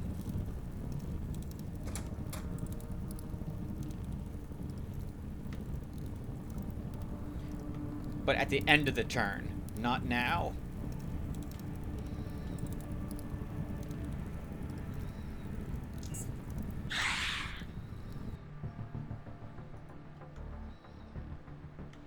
Fireball's off a cooldown.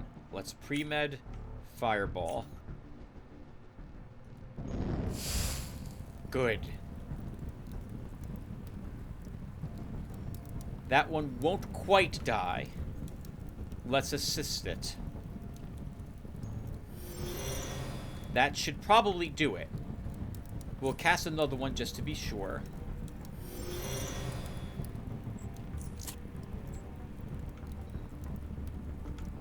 It shouldn't be able to reach me.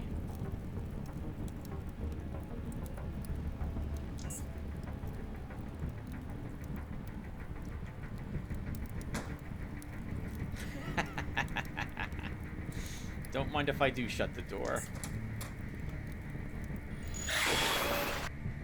One left. That can still slaughter us very easily. So we gotta be a little careful here.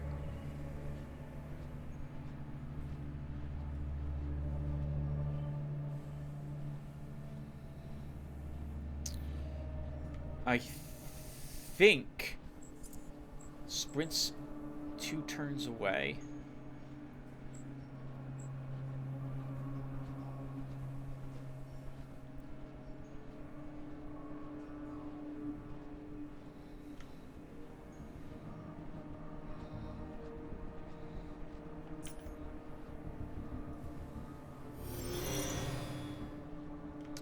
I'll do this twice.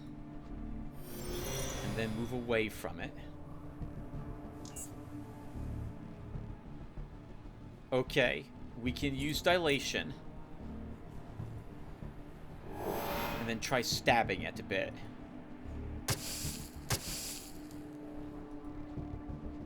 Let's use... Oh, we don't have the psi for that. Okay, hopefully we don't die from its acid.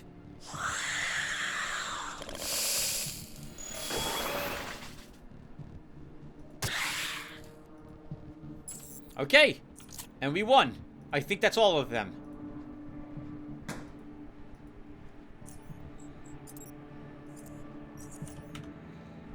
Cool. One room left to do.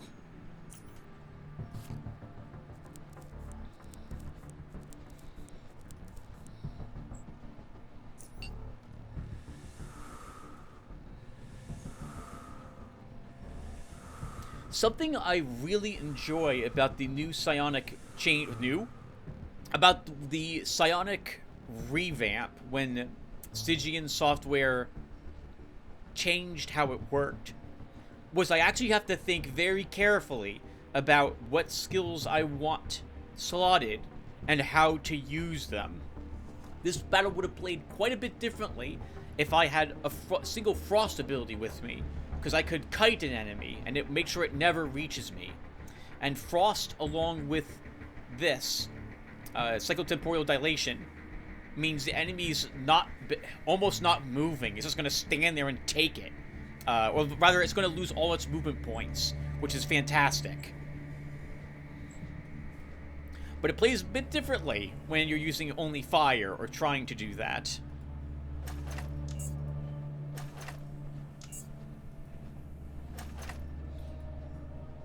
I don't think we reached level 12. So we did get 2 experience with that mutant claw. How many of those can we study? Just one of them, right? Just one of them. We didn't see the 2-headed mutant here. So unless it's standing here and for some reason didn't activate, we're not going to get that unique eyeball from it, which I think is worth 3 oddity points. I guess telling him I should open this door. Let's do that.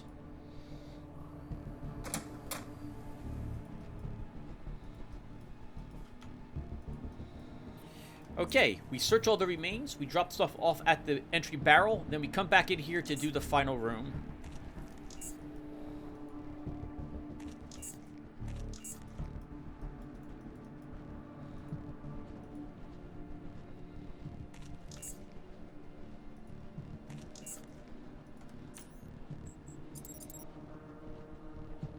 Some good quality dog leather as well, 58 quality. I haven't seen dog leather higher than, I think, 63. So that 62 quality one's amongst the best I've seen from the corpses you can search. I should be able... No. If there's any normal mutants in here, they would have already investigated all the sound. You don't have to worry about that at all.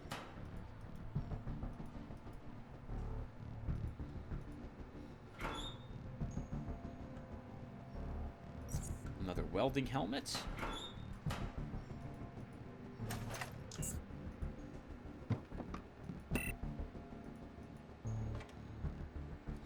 We don't need to lockpick this door, but it is a little faster than running all the way around here. But we're still going to run around there anyway. But we'll go ahead and just unlock it. The thing about oddity mode is that you need to search every single container, because it could have... I mean, so... oddities in containers, to the best of my knowledge, are fixed. They're never randomized. So if you find a scrapture in a shelf, that scrapture is always in that shelf and has always been placed in that shelf. But the oddities on creatures are dropped randomly. And it won't matter. We can put everything in here.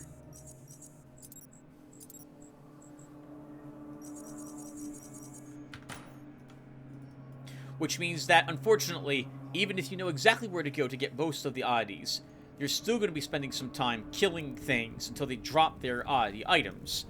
This is in particularly a bit painful for a few oddity items, which are not common drops on the things. The bladelings.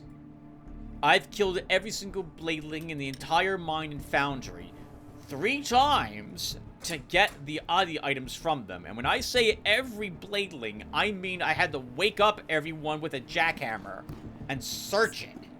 Every one of them. 3 times to get the 4 oddity items from them in the past. It's why I'm not a huge fan of oddity mode, and I don't really generally... I think we did record, Decker going through the game on oddity mode, though. But if I do play the game again... Well, actually, when I play the game again, if I play it, no matter what difficulty I'm playing it on, I won't play on oddity again. It's going to be classic the next time I go through this game.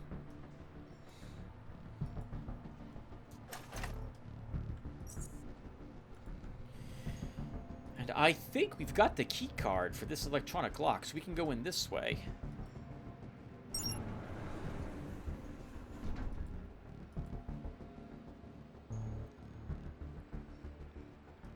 Now, something that I don't do, but I think a few other people do, or I remember seeing someone at least say that they always do it, is they kill the guy here, in addition to everything else in Depot A. That's interesting. The named guy in here is really difficult. He's really tanky, and he's got a great pistol, if I recall correctly. Actually, I have killed him once, but I came back to do it at level 20, and he wasn't very easy to kill at that level either. We get the Pip-Boy. And our Armadillo-class drill rotator circuit board. You've never wanted one of these. I think it's what that says. Is that what that says? What does that say? You've always wanted to have one of these. Okay, so... There are 3 ways into this room as well, if you've unlocked a door here. So, we can always flee if this looks bad for us, too. First thing we're going to do is save the game. Next we're going to do is the door trick.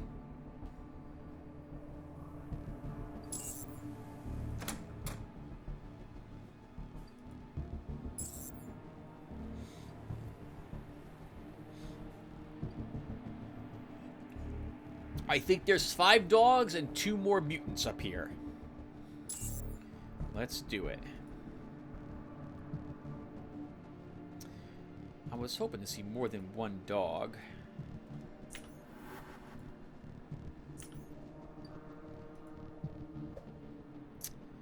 Well, that sucked. Let's run away. Oh! Okay, we were entangled. This is incredibly bad, because even though the mutants can't reach us with their claws, they can still spit on us. Let's stab once, and then we'll flash... Actually, we should probably pre-bed Fireball, because we can get all of them with it.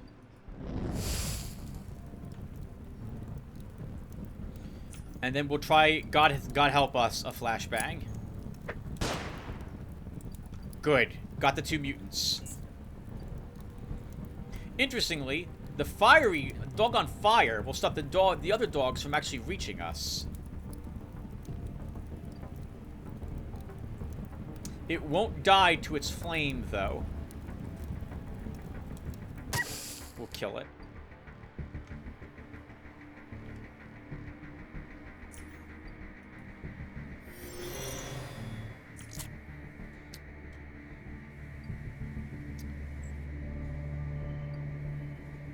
I'm gonna not morphine, and we'll hope that we don't get spit on again.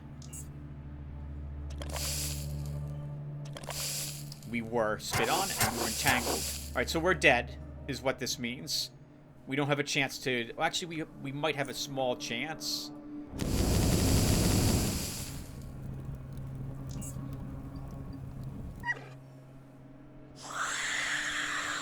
We're dead. That's it!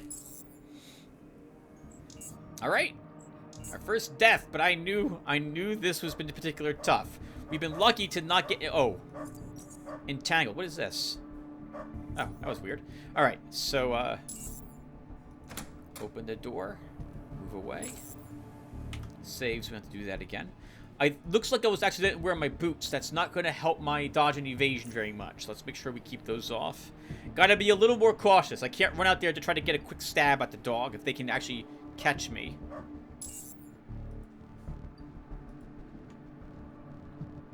Alright, those two are together. Let's sprint out. Pre-med fireball.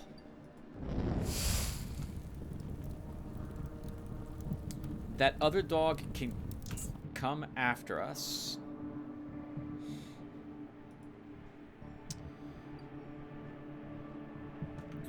Let's set everything on fire.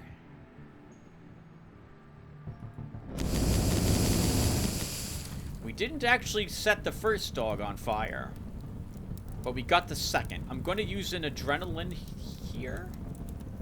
Actually, I'm going to use a...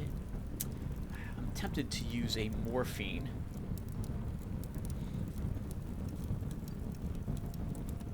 If I use an adrenaline, we're going to be fleeing the room. I'd like to not do that. Well, morphine. And hope we don't get spit on.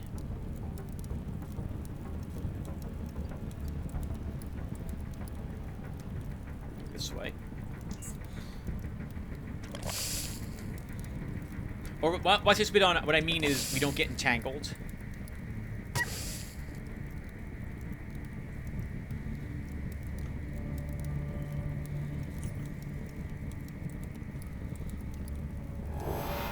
Definitely want to slow him down.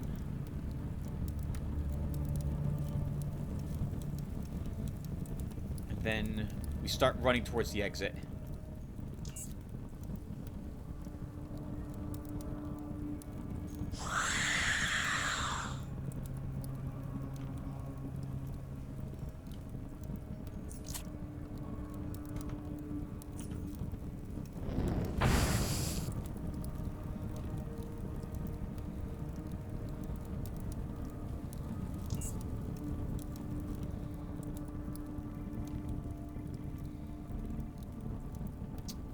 We will survive an acid attack.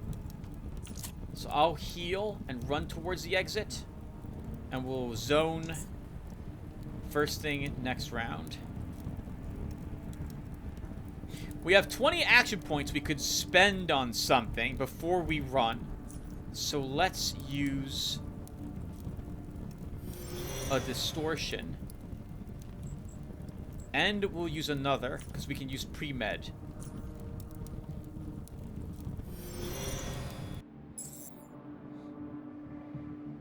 And then we run.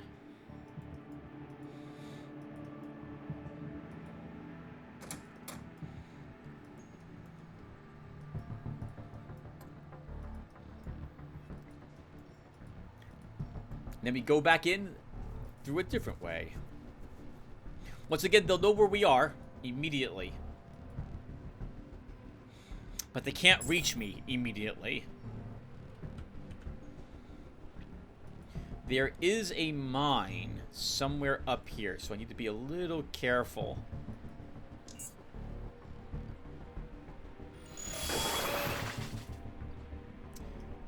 I think that the mutants will open that door. Let's stay here a few rounds and see if that's going to be the... Yes, it will be the case. Well, they're all together, so we're going to use a fireball.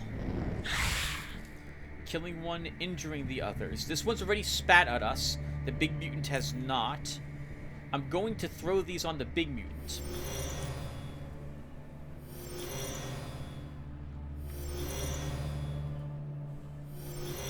And it should die when they activate 2 turns from now. I'm also guessing that there's only 1 mutant left. And there's no more dogs left, I'm hoping as well. No, there's something else left. We're in combat. It's a dog. It's almost dead.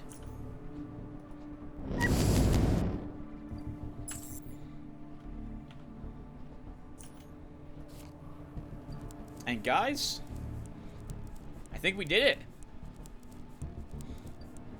I think that was Depot A with this character on hard, and we died once. Right there at the very end, got entangled. I think our high evasion probably helped us with that, or our agility of 7 was what was needed to help us dodge all those attacks. Oh! Where did we get a better unit Psi headband from? That's 5. I should be wearing this. That's 5 more points. Wow, nice. Very rare do I actually get something I'll be able to utilize here in Depot A. So there's only 2 more things to do, guys. Search all the corpses, and then go back and search the girl who has the potentially a good item on her.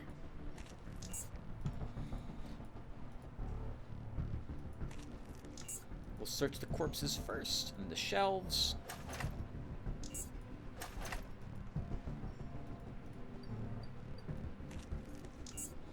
Careful with them if you're taking damage. Stay here and wait for that to end. How's our... It's in good shape. Good shape. I don't think we probably needed to sharpen the spear in retrospect, but so many times an enemy lives with just a handful of hit points when I stab something that it's worth using it especially if it's just a low-level spear that I made for myself. I can always make another one without any issues. It's not like this is a super steel, electrified spear of some sort. The last scrapture we can benefit from. I think there's another mutagen canister. There it is. I think there is a third one in one of the locked boxes here, but I can't remember. I know I found all of those barrels before reaching Core City in the past. At least I think I did. We'll search these remains.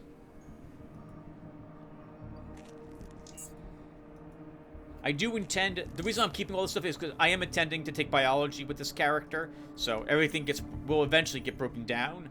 And I prefer having, like, 80 hearts to break down into blood now than desperately hoping I get hearts in the future for the blood I need to make things like focus stems.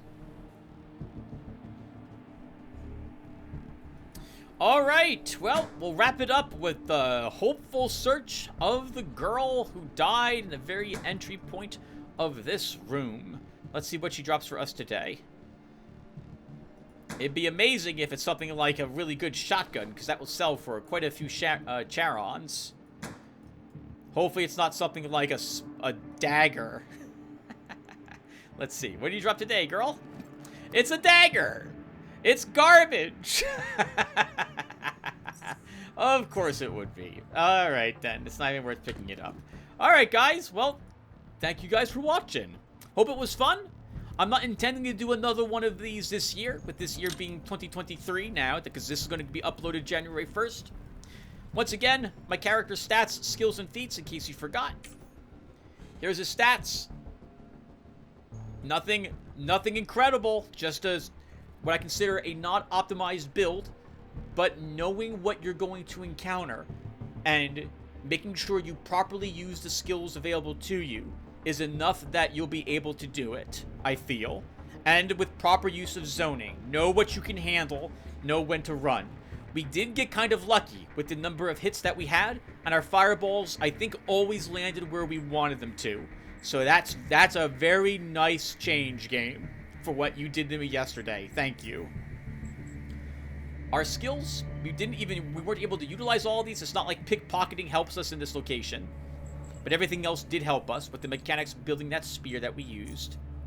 And we ended up using all of these to help us here, right? Every single one of these skills was put to good use in this location. Alright, well that does it. Thank you guys again for watching. And I will... If nothing else, I will see you sometime in 2024 when we begin playing this game again for the final time. And I'll see you guys then. Thanks for watching, everyone. Take care.